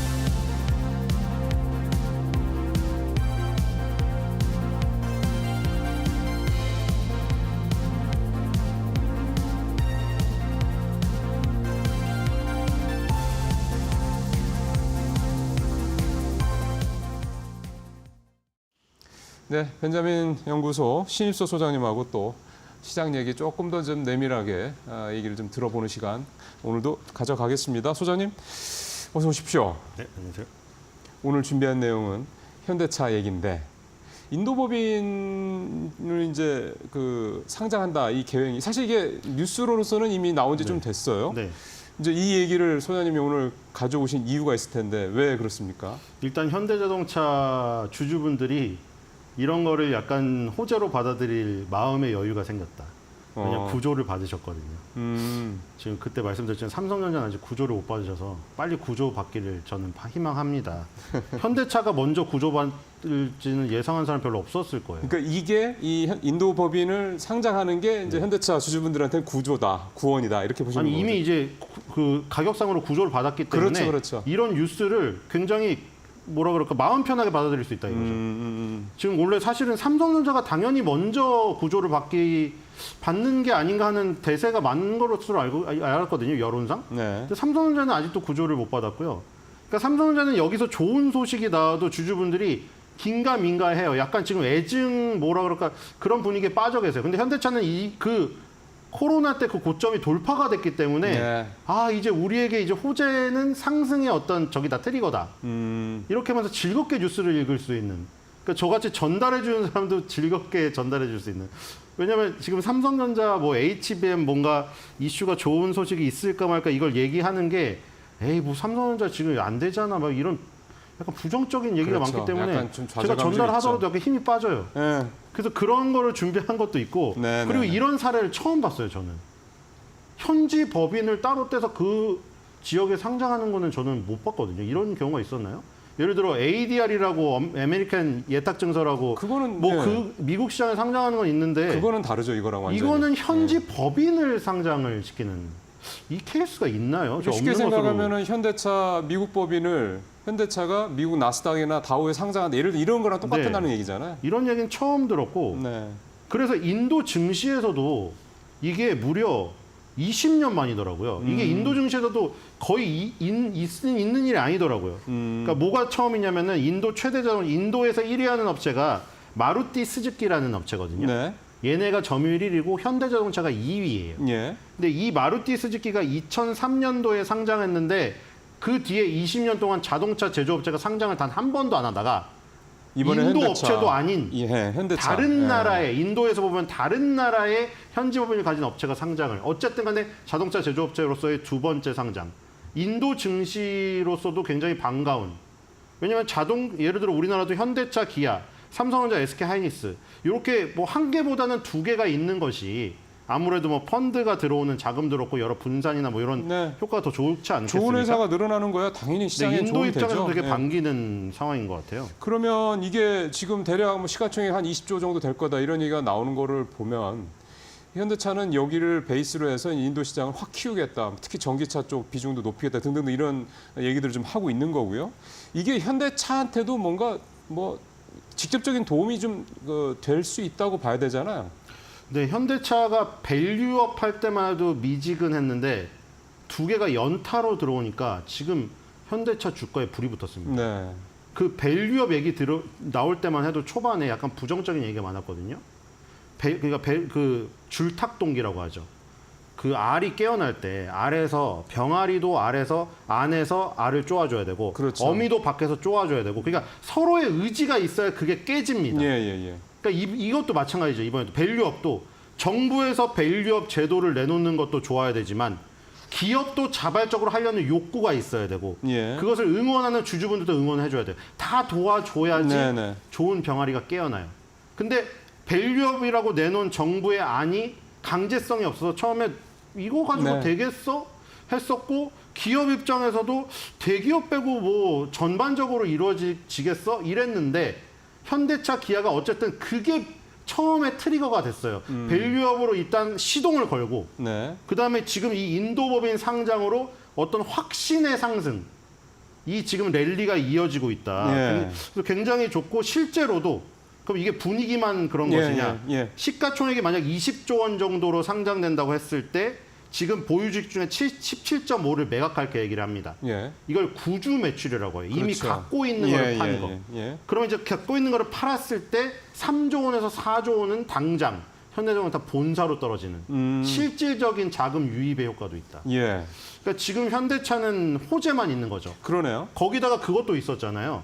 테슬라가 캐즘에 빠져서 매그니피센트 7에서 너 빼야 된다 이런 얘기가 나오고 있는 예. 와중에 도요타가 신고가를 갔단 말이에요. 네. 물론 도요타가 조금 그 조작 얘기가 나오고 나서 좀 주저앉았는데 네. 그 연유가 그거였잖아요. 도요타는 전기차를 전혀 하지 않고 하이브리드 카를 갔다. 맞아요. 네. 근데 현대차는 전기차도 전기차도 하고 하이브리드 카도 가고 있었기 때문에 수소차도 하고. 그렇죠. 다 하고 있었기 네. 때문에 네. 오히려 예전에는 중구난방이었는데 지금 같은 경우에 또 강점이 되어버린 케이스. 그렇죠. 그러니까 이게 또 잘 되려니까 모든 게 또 잘 되는. 그러니까 예전에는 별로 안 좋다고 생각했던 게 잘 되고 있으니까 다 이제 좋은 쪽으로 또 전환이 되는 해석이 네. 그런 내용이 되는 거죠. 그러면 이제 보죠. 이제 조금 더 들어가서 보면 또 많은 분들은 왜 근데 인도야? 인구가 네. 많아서 그런가? 뭐 이런 얘기도 좀 하는 것 같고 어제 크래프톤 얘기하면서 잠깐 나왔던 게 인도 네. 쪽 크래프톤에 진출을 하려고 굉장히 애를 썼다 이런 얘기도 어제 소장님 해주셨었는데 결국 인도 시장이 크다라는 거 이게 아무래도 좀 중요한 이유가 된다고 봐야 되겠네요. 네, 이게 산업이 다 하나씩 움직이는 게 아니라는 게 게임에서 했던 얘기가 여기서도 그러니까요. 전도 적용이 돼요. 뭐 제가 경제에 대한 식견이 뭐 깊진 않지만 저희의 얘기를 오랫동안 만약에 꾸준히 들으시면은 굉장히 그 약간 경제 신문 읽는 것이라던가 아니면 친구들이랑 만나서 얘기할 때 훨씬 더 풍부해지실 것이라고 확신해요. 왜냐하면 지금 어저께도 말씀드렸는데 중국하고 인도가 사이가 안 좋은 건 다들 아시잖아요. 국경에서 막 죽창으로 서로 찌르고 이런 일도 있었고 어제도 화평정영이라는 게임을 텐센트를 통해서 서비스를 하는데 수수료를 받고 있었다는 게 나중에 알려지자 인도가 그게 기분이 나빠서 배틀그라운드 모바일 인도 서비스를 중지시켜 버렸어요. 그랬죠. 그래서 인도의 정부와 계속 뭐 협의를 한 끝에 겨우 통과를 시키자 거기부터 크래프톤의 또 상승의 트리거가 생긴 거거든요. 네. 지금 여기도 굉장히 유사한 상황이 지금 발생되고 있거든요. 지금 이런 상황을 두고 중국이 이게 못마땅한 거예요. 중국이 관영 매체죠. 관영 매체를 통해서 뭐라고 했냐면 타이틀이 이겁니다. 워딩이 현대차 중국 부진 만회하기 위해 인도 공략 강화한다. 그러니까 약간 이게 어감이 틀려요. 이렇게 뭐가 저기 해주는 게 아니에요. 뭐 호응해주고 응원해주는 멘트가 아니에요. 잘 보면은 우리나라 시장에서 안 되니까 너네 인도로 내뺐네. 약간 이런 분위 이런 뉘앙스거든요. 그러니까 왜 우리 시장에 이게 그냥 약간 중국은 직접적으로 얘기를 안 해요. 자존심 때문에. 네. 직접적으로 얘기하면 이거잖아요, 사실. 아니 인도에만 하지 말고 우리나라에도 신경 써줘. 하지만 그 자존심 상해서 중국 그렇게 얘기를 안 하는 거예요. 이렇게 약간 비꼬는 듯이 얘기를 하죠. 근데 이것을 지금 왜 이렇게 하느냐? 세계 두 번째 인구에다가 그렇죠. 세계 6대 경제 규모에다가 GDP 성장률이 7%입니다. 지금 바오바 정책이라고 원래 중국이 8%를 정책을 했는데 했었죠. 8%를 버렸어요. 네. 근데 그럴 수밖에 없는 게 몸집이 고슴도치일 때의 8%랑 이미 코끼리가 됐을 때 8%는 금액 자체가 틀리기 때문에 8%의 중요도는 없지만 맞습니다. 떨어지지만 사실 상징적인 의미가 크기 때문에 그걸 포기하지 못했던 거예요, 계속. 근데 어쩔 수 없는 거예요. 지금 너무 커져버려서 중국은. 근데 인도는 아직도 지금 7%를 달리고 있다는 거죠. 네. 엄청나게 큰 시장이고. 아직도 성장 가능성이 높죠. 네, 요거는 경제 전체를 본 거고 자동차로 보면은 더 중요할 수가 있습니다. 네. 지금 뒤에 저기만 보죠. 예를 들어서 2026년에 현대차 글로벌 전체 판매량 170만 대로 삼성증권에서 예상한 건데요. 네. 이 중에 58%인 100만 대, 거의 60%죠. 이게 북미랑 인도 시장이 차지할 것이라고 전망해놨습니다. 그러니까 그만큼 인도의 중국보다 더 크게 보고 훨씬 있는 큰 것이죠. 거죠. 네. 그러니까 북미랑 인도가 현대차의 주력 1, 2위 시장이 될 것이기 때문에 인도의 지금 이런 IPO를 하는 것이 뜬금포가 아니라는 거. 그리고 중국이 왜 저렇게 시기하는 것을 간영 매체를 통해서 저렇게 내놓는가. 여기서 이해가 됩니다. 예. 그렇다고 게임에서도 보시다시피 중국이랑 인도를 다 포기할 수는 없으니 잘 조율을 해야겠죠. 중국 시장도 포기할 수는 없거든요. 지금 북미나 유럽에서 중국을 자꾸 밀어내려고 하고 있잖아요. 전기차나 이런 쪽에서. 네. 하지만 중국 시장도 포기할 수 없기 때문에 이 안에서 우리는 어쨌든 옛날부터 우리는 그랬어요. 지정학적으로 사이에 끼어있기 때문에 외교를 잘 해야 됩니다. 어쨌든 이게 여기서 또 중국이 너무 뭐 삔또가 상하지 네. 않게 네. 잘해서 중국 시장도 놓치지 않고 인도도 놓치지 않고 참 어려운 일이 될 것 같아요. 서로가 견제를 할 거기 때문에 어쨌든 간에 지금으로서는 인도에 좀 더 포커스가 맞춰진 여러 가지 사례들이 예. 나오고 있습니다. 이렇게 인도 시장이 앞으로도 성장성이 엄청난다는 걸 감안하면 지금 말씀하신 대로 인도가 뭐 나중에 현대차의 2위 그런 어떤 판매 처가 된다고 생각하면 뭐 이렇게 상장도 하고 다양한 투자하는 거 뭐 불가피하다는 생각이 듭니다. 근데 이제 이렇게 완성차가 들어가면 당연히 완성차에 이제 같이 있는 납품업체들, 부품업체들, 협력업체들 당연히 수혜가 좀 확산되지 않겠습니까? 네, 일단 현대차 기아는 뭐 더 갈 수도 있지만 일단 제자리는 찾았고요. 네. 뭐냐면 지금 시총 5위 안에 다시 현대차 기아가 네, 들어왔거든요. 들어왔어요. 네. 한 작년 정도인가요? 그때만 생각해 보세요. 거의 망신 수준이었어요. 뭐냐면 YB 오비의 대결이라고 YB 영보위에 해당되는 네이버 카카오가 현대차 기아 시가총액을 역전시켰어요. 네. 그래서 이제 현대차 기아는 구시대 유물이라 끝났다. 앞으로 네이버 카카오가 주도한다. 근데 거기서 네이버 카카오가 지금 이렇게 될지 또 몰랐죠. 그러니까 근데 이게 원래 이 경제 시가총액이라든가 매출액이라든가 이런 거를 계속 매출액 얘기하셨던 분들은 현대차 기아 매출액과 네이버 카카오가 비교가 안 되는데 비교가 안 왜 되죠. 저렇게 비싸냐 이런 사람들이 있었고 네. 근데 네이버 카카오가 성장성이 있으니 PRP별을 더 줘야 된다 이런 입장도 있었어요. 그때는 그게 셌는데 지금 또 이렇게 현대차 기아가 역전하니까 또 그 얘기가 이게 어느 시점에 어느 얘기가 먹히는지는 상황에 따라 달라져요. 그렇겠죠. 어쨌든 현대차 기아 완성업체는 제가 보기에는 일단 네이버 카카오를 앞서고 다시 자존심을 살리고 시총 5위까지 올라온 거. 요건 어느 정도 일단 목표는 1차적으로 달성이 됐다고 보여요. 추가적인 랠리는 이제 또 실적을 보여줘야겠죠. 네. 그럼 이제 움직일 것이 당연히 낙수 효과로 부품 주겠는데 그렇죠. 여기서 그럼 따져볼 것이 당연히 인도 매출 비중이 높은 거. 네. 지난해 매출액 기준으로 부품회사 전체 매출 중에 인도 매출 비중 순입니다. 화신이 제일 많아요. 화신이 전체 매출 비중의 18%가 인도에서 뽑아내고 있습니다. 예. 그다음에 서현이아가 16%, 성우하이텍이 13%, SL이 11%입니다. 그러니까 이 4대 업체가 전부 10% 넘는 매출 비중을 인도에서 가져가고 있다. 그리고 아까 전에 말씀드렸다시피 삼성증권 예상으로 2026년에 100만 대를 북미 인도에서 우리나라 현대차 기아 글로벌 판매량 58%를 북미 인도에서 달성한다고 했잖아요. 예. 그럼 북미랑 인도를 동반 진출해 있는 업체는 어디냐? 현대모비스, 만도, 한온시스템, SL, PHA, NVH 코리아, 화신, 서현이와 여기서 제가 두 가지 말씀드린 거에서 겹치는 것들이 있어요. 화신, 서현이와 SL 세 군데네. 여기가 겹칩니다. 그래서 SL은 사실 뭐 주가가 현대차 기아가 나쁠 때도 SL은 가고 있었거든요. 네. 그럼 이제 나머지 중에서 이 겹치는 거에서 좀 선택을 해볼 수도 있고 아니면 그냥 안정적으로 대기업을 하고 싶다고 하면은 당연히 현대차 네. 기아에 따라오는 거는 현대모비스겠죠.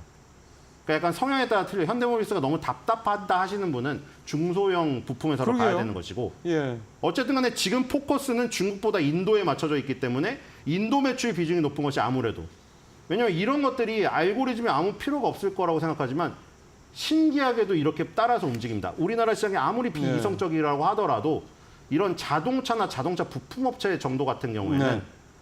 이런 매출 비중에 이런 것이 조금 맞게 움직이는 경향이 세요.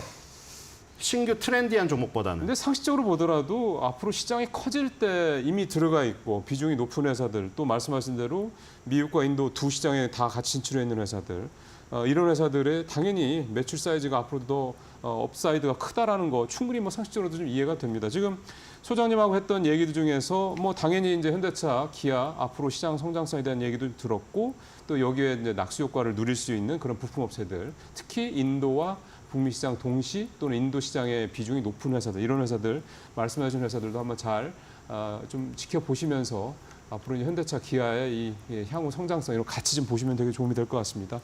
오늘 말씀 잘 들었습니다, 소장님. 야.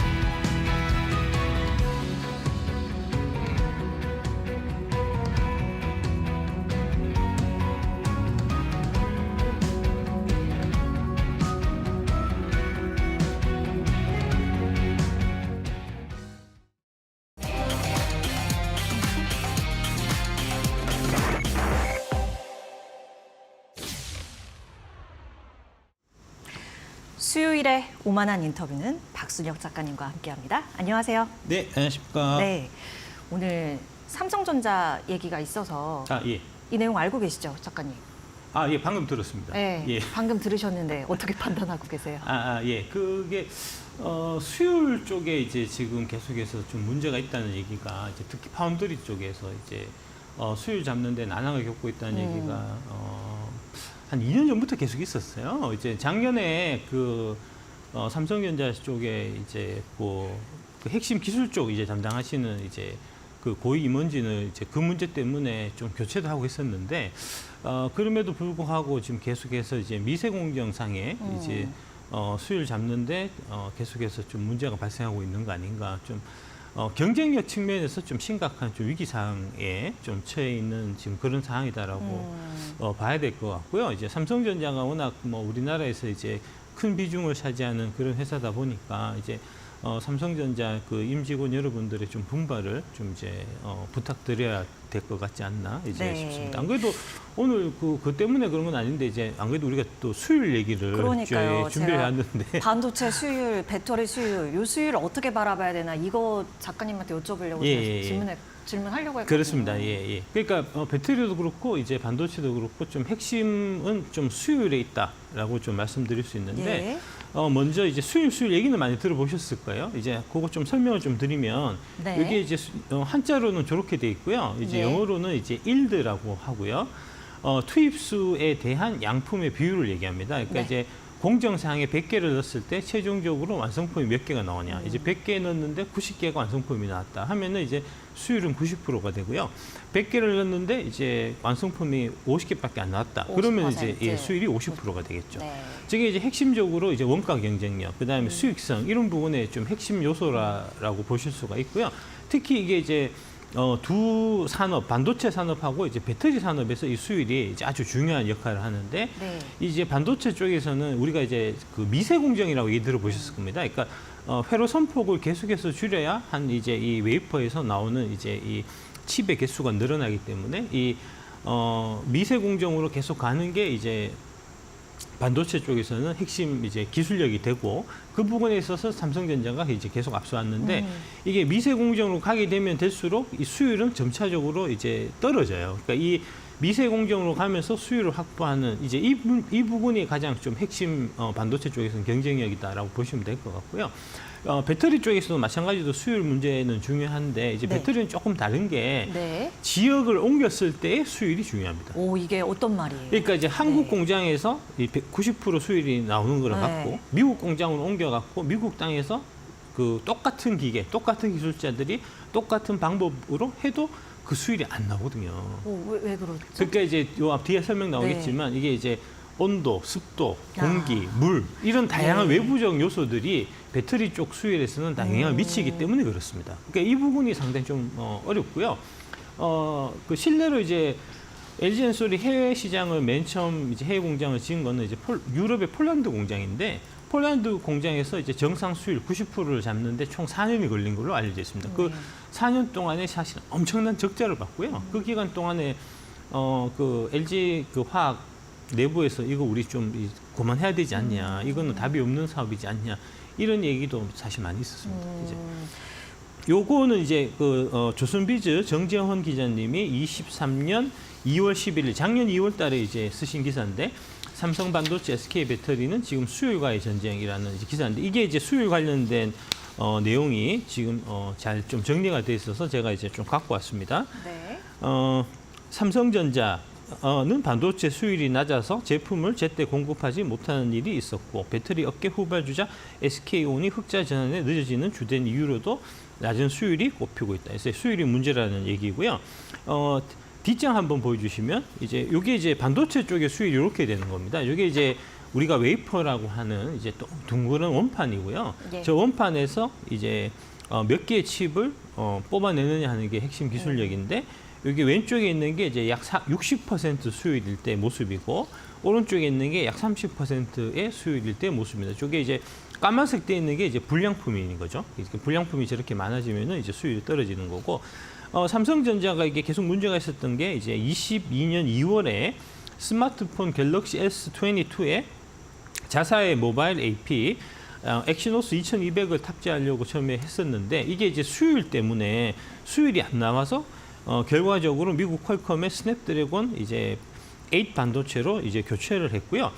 파운드리 지금 4나노로 지금 가고 있는데 4나노 쪽에서 수율이 TSMC가 지금 한 70에서 한 80% 정도, 삼성이 50%대로 추정되기 때문에 이제 이 부분에서 지금 파운드리에서의 TSMC하고 격차를 좀 줄이지 못하는 그런 문제가 지금 계속해서 나오고 있고요. 이게 이제 이번에 다시 또 이제 기사가 된 거죠. 이제 그 문제가 지금 계속 해결되지 않고 이게 몇 년째 끌고 오고 있는 거는 좀 심각한 문제가 좀 아닐 수 없는 이제 그런 상황이라고 말씀드릴 수 있겠습니다. 네.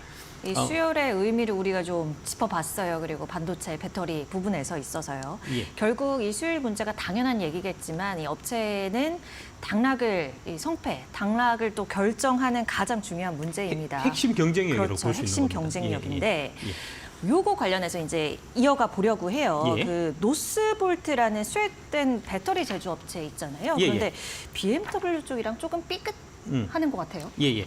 이것도 역시 마찬가지로 이제 네. 수율 문제고요. 박한나의 배터리온 노스볼트와 결별한 BMW, 삼성 SDI에 러브콜 보낼까 하는 이제 그 기사, 디지털 타임스 박한나 기자님이 이제 최근에 쓰신 기사고요. BMW가 2020년에 노스볼트하고 이제 그 장기 공급 계약을 맺은 게 있었어요. 네. 근데 이번에 그게 취소했다는 겁니다. 싹 다 배터리세 주문을 예. 취소한 이유가 취소했고 그 다음에 이제 이 유력 주자로 삼성 SDI가 이제 그 자리에 들어갈 가능성이 많다. 지금 이제 그 얘기가 나오고 있는데. 예. 결론적으로 이게 이제 노스볼트의 수율 때문에 지금 이 문제가 생긴 겁니다. 그러니까 그 뭐랄까 이제 이 원활한 스케줄로 이렇게 이제 납품을 하려고 하면은 투입 대비해서 뭐 80%나 90% 이렇게 양품이 나와서 그 물건을 받아야 이 완성차 업체들이 예. 이제 이 작업을 해서 이제 전기차를 팔 수가 있는데 지금 이제 여기 나온 거 보면은 수율이 되게 노스볼트의 공급이 예정보다 2년이나 지연됐고 품질은 만족스럽지 못한 데다가 배터리 폐기물 처리 문제도 해결되지 않아서 결국 BMW가 계약을 해지했다는 게 유럽 현지 매체들의 이제 보도고요. 이게 원래 이제 대략 한 3조 원 정도의 이제 규모의 계약이 이제 취소된 거고 이것도 역시 마찬가지로 이제 수율 문제라고 사실 볼 수 네. 있는 겁니다. 수율이 되게 지금 안 나오고 있다고 좀 알려져 있고요. 그 다음 장 한번 이제 보여주시면 이게 이제 이게 상당히 좀 의미가 있는 게 뭐냐면은 유럽에서 사실은 이제 이 배터리를 한국 배터리나 중국 배터리 의존하지 않고 유럽 자체적으로도 우리 배터리를 만들어 보자 하는 이제 그 범정부 차원의 노력들이 사실 많이 있었고요. 거기서 가장 이제 핵심 역할을 했던 게 사실 노스볼트거든요. 이제 노스볼트가 그 폭스바겐의 자회사 이제 셈인데 독일 정부에서도 이제 막대한 세금으로 많이 지원해줬던 그래서 국가적으로 사실 밀어준 기업인데 저 기업조차도 지금 이제 성과를 못 내고 있는 그래서 이제 BMW가 이 뭐랄까 계약을 해지할 정도가 지금 돼 있는 상태니까 이 뉴스 무게가 다르게 느껴지는데요. 네, 더 크게 느껴지는 것 같은데요. 그만큼 작가님 이제 얘기 들으니까. 대한민국 그 배터리 산업의 이제 기술 경쟁력이라고 하는 부분이 이제 좀 압도적이다 하는 부분을 좀 볼 수 있는 거고요. 그러니까 이게 전기차 시대가 도래하고 배터리가 돈이 될 거는 누구나 다 아는 겁니다. 근데 문제는 뭐냐 하면은 이제 그래서 다들 뛰어들고 싶은데 문제는 뭐냐 하면은 이제 안정된 수율을 확보를 하지 못하면 이게 결국은 밑 빠진 독에 물 붓기가 되기 때문에 이제 노스볼트도 그렇고 뒤에 이제 다시 테슬라도 말씀드리겠지만 테슬라의 케이스도 마찬가지로 결정적으로 수율 잡는 데 실패해서 이제 거듭 이제 포기하는 이런 이제 업체들이 이제 나오고 있다라고 이제 말씀드릴 수 있겠습니다. 그러면 결국에는 이 이슈로 하여금 우리가 또 파생할 수 있는 그리고 예견해 볼 수 있는 투자 전략이 어떤 걸까 생각을 해봤을 때 삼성 SDI가 반사이 기대된다. 그렇죠. 이런 얘기 나오더라고요. 그렇죠. 삼성 SDI 밸류체인은 좀 다시 한번 보실 필요가 있을 것 같고요. 특히 뭐 뒤에 다시 또 말씀드렸지만 46파이가 결국은 좀 대세가 될 가능성이 많아요. 이제 가격이란 측면이 있어서 이제 되게 좀 뭐랄까 이 강점이 있거든요. 46파이는. 그래서 이제 46파이를 물건을 내놓을 수 있는, 제때 내놓을 수 있는 이제 기업들이 앞으로 좀 각광을 받을 수 있는 가능성이 많고요. 네. 관련된 밸류체인들도 이제 같이 좀 이제 눈여겨서 좀 보실 필요가 있겠다 싶고요. 이것도 마찬가지로 이제 조선비즈 정재현 기자님 기사인데 지름 46mm 원통형 배터리 양산 임박 소재사도 수혜 기대해갖고 올해 하반기부터 이제 본격적으로 46파이 원통형 배터리 양산을 이제 시작하는 거고요. 이게 46파이는 아마 얘기는 이제 테슬라 쪽 얘기를 들어보셨을 겁니다. 테슬라가 2020년 가을에 이제 배터리 데이 때 4680 배터리를 네. 처음 이제 얘기를 해서 마치 테슬라인 것처럼 테슬라의 전유물인 것처럼 사람들한테는 잘못 알려져 있는데 그 테슬라는 이제 뭐랄까 시도하다가 지금 좀 이제 실패하고 이제 손을 지금 놓고 있는 뭐 그런 상태라고 보시면 되고요.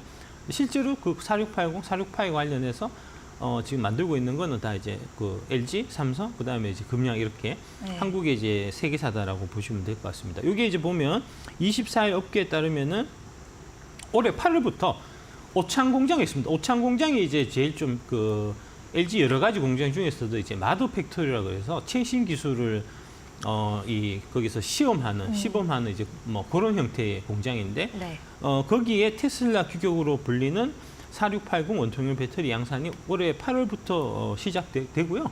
이제 이게 테슬라를 제외하면은 양산 시기가 가장 빠르다는 거고, 저 아래쪽에 지금 보여지고 있는 저 이제 원통형 배터리, 저게 이제 바로 LG 엔솔에서 만든 4680 원통형 배터리가 되겠습니다. 그 CAT, 그러니까 지금 BMW에 CATL도 납품하잖아요. 예. 왜 이쪽이 아니라 삼성 SDI를 선택한 이것은 우리의 기술력을 확실히 증명하고 있는 부분이라고 보면 될까요? 원래 이제 BMW가 이제 그 삼성 SDI하고는 한 15년 정도 된 좀 오래된 이제 관계고요. 그다음에 기술적으로 지금 CATL은 이제 사무계 쪽에서는 기술력이 우리 한국 배터리 비해서 많이 좀 부족해요. 그러니까 일부 이제 독일 차들이 이제 과거에 좀 CATL 배터리를 좀 썼던 거는 좀 사실은 좀 정치적인 이유가 좀 있었고요. 이제 메르켈 정부, 독일의 이제 메르켈 정부 당시에 독일하고 중국하고 되게 좀 친밀한 관계. 그다음에 독일 차들이 지금 대략 한 30%에서 한 40% 정도 매출이 중국에서 나오기 때문에 중국의 좀 뭐랄까 이런 이제 요구를 들어주지 않을 수 없는 이제 좀 그런 입장이어서 품질이 좀 떨어지고 가격이 비쌈에도 불구하고 좀 울며 겨자 먹기식으로 이제 CATL 배터리를 좀 썼다가 CATL 배터리가 탑재된 이제 대표적으로 그 벤츠 EQ 시리즈 같은 경우가 이제 워낙 시장 반응이 안 좋아서 지금 다 이제 철수하는 분위기거든요. 그래서 안 되겠다. 이게 배터리가 이제 역시 전기차에서는 중요한데 품질도 떨어지고 가격이 낮은 CATL 거 써갖고는 답이 없겠다 해서 이제 지금 다 한국 쪽으로 지금 유턴하고 있는 이제 그런 상황이라고 좀 보시면 될 것 같습니다. 네. 그 지금 삼성 SDI 사실 차트를 보는데 뭐 차트 싫어하시는 거 제가 알고 있기는 하지만 너무 지금 떨어져 있어서 이거 2년, 3년 또 기다려야 돼요. 그러니까 시차 이 이슈가 좀 어느 정도로 좀 빨리 좋은 영향을 미치면 좋을 것 같은데 또 이 시차라는 게 좀 투자의 관점은 이제 항상 3년이고요. 이제 3년 이상 갖고 가실 생각이 아니면 이제 그렇게 기업 펀더멘탈이나 회사의 이제 미래나 이런 형태로 보고 투자하시면 안 되고 이제 그 이외에 주가에 영향을 미치는 다양한 요소들이 있을 거잖아요. 뭐 수급이라든지 뭐 그다음에 차트라든지 이제 그런 부분 다 감안해서 이제 접근하셔야 되는 거고, 뭐 투기적인 측면에서는 알아서 하시고, 투자적인 관점에서는 이제 뭐 괜찮지 않겠나 싶습니다. 삼성 SDI 같은 경우도 많이 떨어졌으니까. 많이 떨어진 거는 싸진 거잖아요.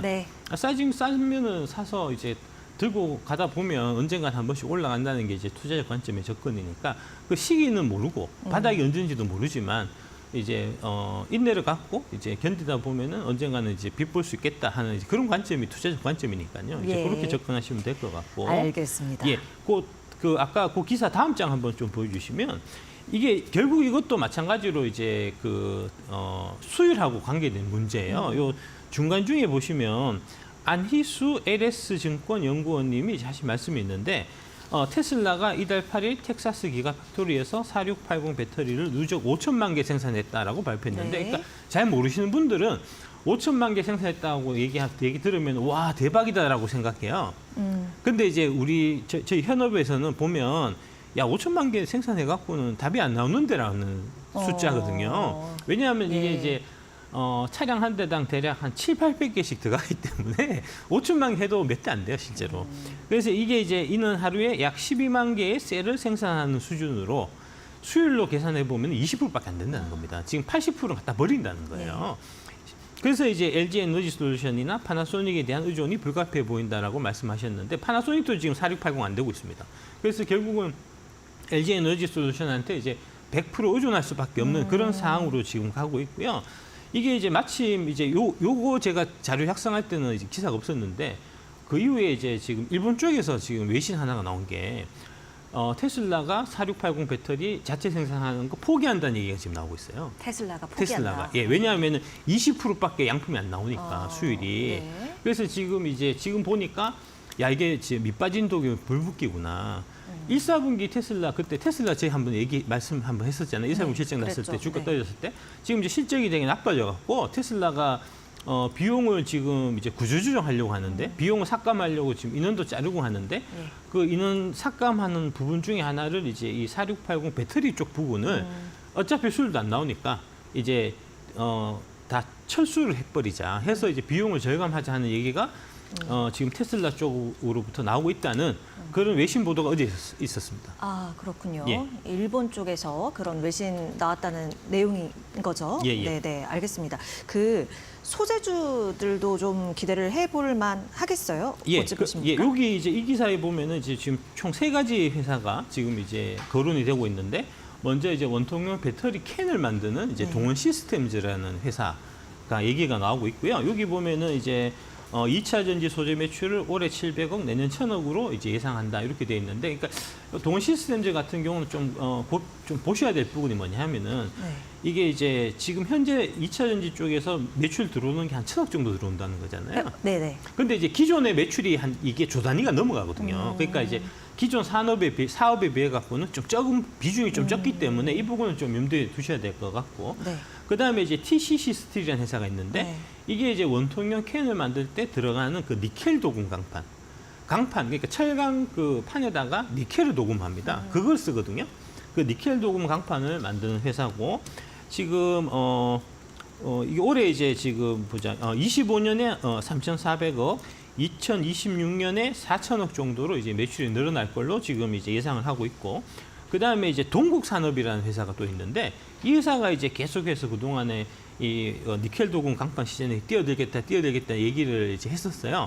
이제 그런 부분이 지금 고객사로부터 납품 허가를 받으면 내년 그러니까 25년부터는 본격적인 양산에 돌입할 전망이다 하니까 이제 요 세 회사를 좀 눈여겨보실 필요가 있지 않겠나 싶습니다. TCC 스틸 최근에 뭐 시비 발행 관련해서 이슈 있던데. 그러니까 아직 발행한 거는 아닌데 이거 만약에 하게 되면 어떻게 바라봐야 되는지 조언 주세요. 이 뭐랄까 이제 생산 캐파를 늘리기 위해서 이제 결국은 시비를 발행하든 유상증자를 하든 해서 돈을 만들어 갖고 그 돈이 투입돼서 공장을 지어 갖고 거기서 이제 더 큰 수익으로 주주들한테 보답이 되면 그거는 이제 좋은 거고요. 반대로 이제 그런 뭐 유상증자나 시비나 이제 해서 돈을 만들었는데 그 돈이 뭐 차입금을 갚는 데 쓴다든지 아니면은 뭐 다른 목적으로 그러니까 수익성 있는 사업에 못 쓴다고 하면 그러면은 이제 악재가 되겠죠. 그러니까 어디에 써서 이제 성과를 냈는지 안 냈는지 그 여부에 따라 갖고 이제 건 바이 건으로 다른 거기 때문에 너무 이제 시비 발행하면 무조건 악재, 유상증자하면 무조건 악재 이렇게 접근할 건 아니다는 말씀드리겠습니다. 네, 알겠습니다. 오늘 수요일에 오만한 인터뷰 배터리 아저씨와 함께 배터리 얘기 나눠봤습니다. 오늘 말씀 고맙습니다. 네, 감사합니다.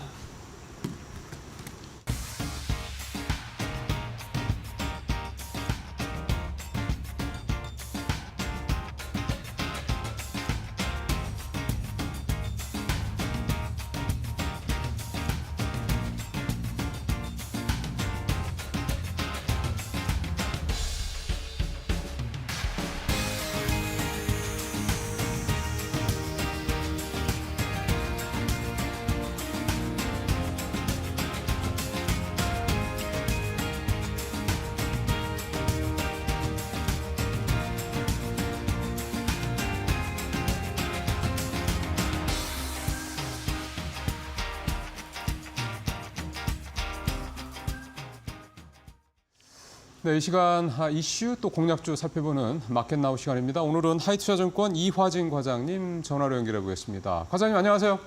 네, 안녕하세요. 네, 일단 이슈를 오늘 게임주를 좀 보셨나요? 네, 맞습니다. 최근에 1분기 실적 발표 이후부터 대다수의 게임 업체들, 뭐 NC소프트도 뭐 구조적 변화, 오늘 이제 데브 시스터즈 같은 경우는 물론 예전에 쿠키런 킹덤을 통해 가지고 일단 전 세계적으로 오늘 매출이 빠르게 좀 올라왔었고, 오늘 이제 신작인 쿠키런 모험의 탑이 이제 출시가 되면서 오늘 이제 다운로드 수 미국이 인기 수 1위, 그리고 캐나다 1위, 그리고 홍콩, 그리고 태국 등 전반적으로 아시아권에서도 네, 우수한 성적을 좀 거두면서 좀 향후에 매출에 대한 기대감이 좀 올라가지 않았나 생각을 하고 있습니다. 예, 그러면 이제 본격적으로 좀 공략주를 살펴봐야 되겠습니다. 오늘 첫 번째 어떤 종목 준비하셨습니까?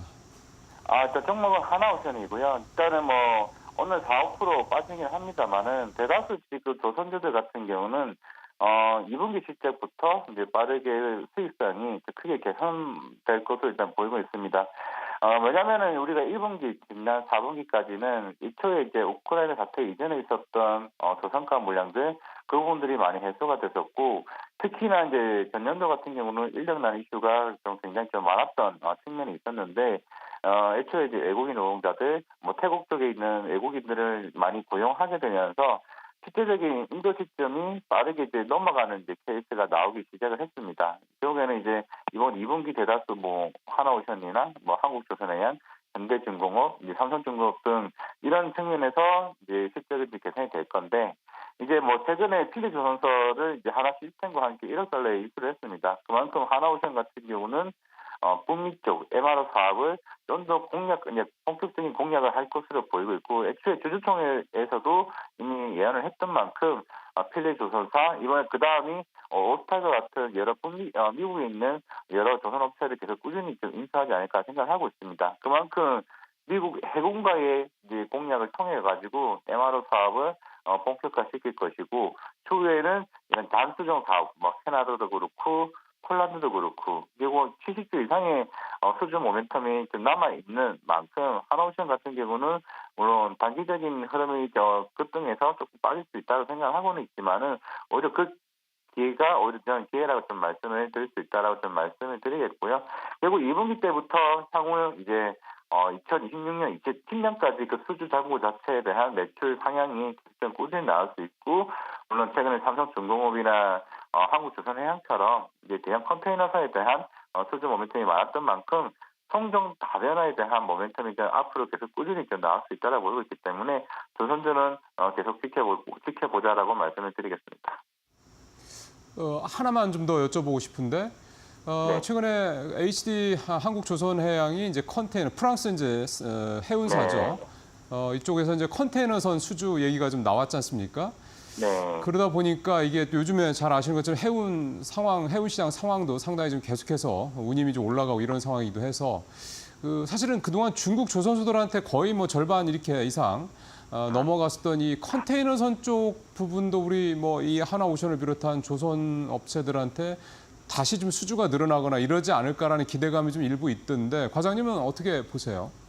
네, 사실 그동안 뭐 수혜지 운항, 사실 이런 단기적인 이슈로 인해서 그 당시에는 주가 측면도 그랬었고, 지금 같은 경우는 뭐 머스크사도 마찬가지겠지만은 대다수 지금 해운선사들이 지금 지난달부터 운임 가격을 이제 올리게 됐고, 그만큼 이제 중고 성과에서도 그만큼 대형 컨테이너선에 대한 수주 모멘텀이 계속 올라가고 있습니다. 이번은 프랑스 선사뿐만 아니라 그만큼 운임 가격이 올라가고 있다는 거는 컨테이너선에 대한 수요가 빠르게 지금 올라오고 있는 측면이기 때문에 이번 프랑스 선사뿐만 아니라 최근에 지금 우리나라 대부분 슬로트에 있는 물량들이 좀 빠르게 나가기 시작을 했습니다. 이제 그렇다 보니까 이제 컨테이너선에 대한 수주가 계속 나오고 있다는 측면이고, 해운사 입장에서도 저도 빨리 이 배가 빨리 필요한데 당장에 좀 빨리 만들어 주세요라고 하다 보니 당연히 성과 자체가 높아지다 보니 수익성이 더 커질 수 있다는 측면이 있기 때문에 아마 이런 머스크사뿐만 아니라 대다수의 지금 해운사들에 대한 대형 컨테이너 수주가 뭐 중국뿐만 아니라 우리나라에도 계속 나올 수 있는 흐름은 당분간 계속 이어지지 않을까 좀 생각을 하고 있습니다. 알겠습니다. 자, 오늘 두 번째 공략주 어떤 겁니까? 네, 펄업 있습니다. 저는 개인적으로 물론 대구 시스터도 좋고, 뭐 LG서프트는 뭐 전반적인 구조적인 변화를 일으킨다라고 보고는 있지만은, 저는 이제 결국에는 컨설 시장, 전체적인 290주 시장에서 콘솔 시장이 거의 8, 90주 시장인데 여기서 이제 펄어비스가 어떻게 보면 탈중국화를 성공시킬 수 있는 큰 회사라 좀 생각하고 있습니다. 우리가 중국 외자판을 얘기를 하지만은 실질적으로 데보시터즈를 제외하고는 중국 외자판을 발급받더라도 중국에서 성공하는 케이스가 사실 거의 없다라고 좀 볼 수가 있을 것 같습니다. 그렇기 때문에 중국을 제외한 일본, 유럽, 미국 쪽에 있는 시장이 큰 콘솔 시장을 좀 노려든다고 생각을 하고 있고 8월 21일 날 게임스컴 독일에서 열립니다. 그때 이제 펄어비스가 1분기 실적 끝나고 난 이후에 붉은 사막을 유저들에게 시연할 수 있는 기회를 주겠다라고 얘기를 했던 만큼 결국 이번 게임스컴 8월달 굉장히 중요합니다. 예전에 NC소프트도 유저들 지원했었고 네오비티의 피해를 또 지원을 했었습니다. 하지만은 유저들 반응에 따라서 두 회사가 주가가 굉장히 바뀌었었기 때문에 펄어비스 같은 경우는 이미 전년도에 트레이더 영상을 통해서 큰 기대감이 많이 올라왔었기 때문에 결국에는 아마 이번 8월이 시연이 되고 그리고 주가적인 흐름도 아마 올라갈 수 있다고 보고 있고 그러면 디스타 등 내년 한 6월쯤에는 제가 봤을 때는 출시를 할 수 있지 않을까 생각을 하고 있습니다. 물론 이제 최근에 시프트업도 7월 11일 날 이제 IPO 상장이 있는 만큼 우리나라 게임사들도 이런 콘솔에 대한 방향성이나 이런 이슈들이 굉장히 주목받지 않을까 좀 생각을 하고 있습니다. 네, 지금까지 과장님 이화진 과장님과 함께 오늘 공략주는 한화오션, 그다음에 펄어비스 두 회사였습니다. 과장님 말씀 잘 들었습니다. 네, 감사합니다. 네. 자, 계속해서 이제 오늘 공략주까지 좀 살펴봤고요. 잠시 후에 이제 오늘 시장 마무리하는 내용으로 좀 넘어가도록 하겠습니다. 네.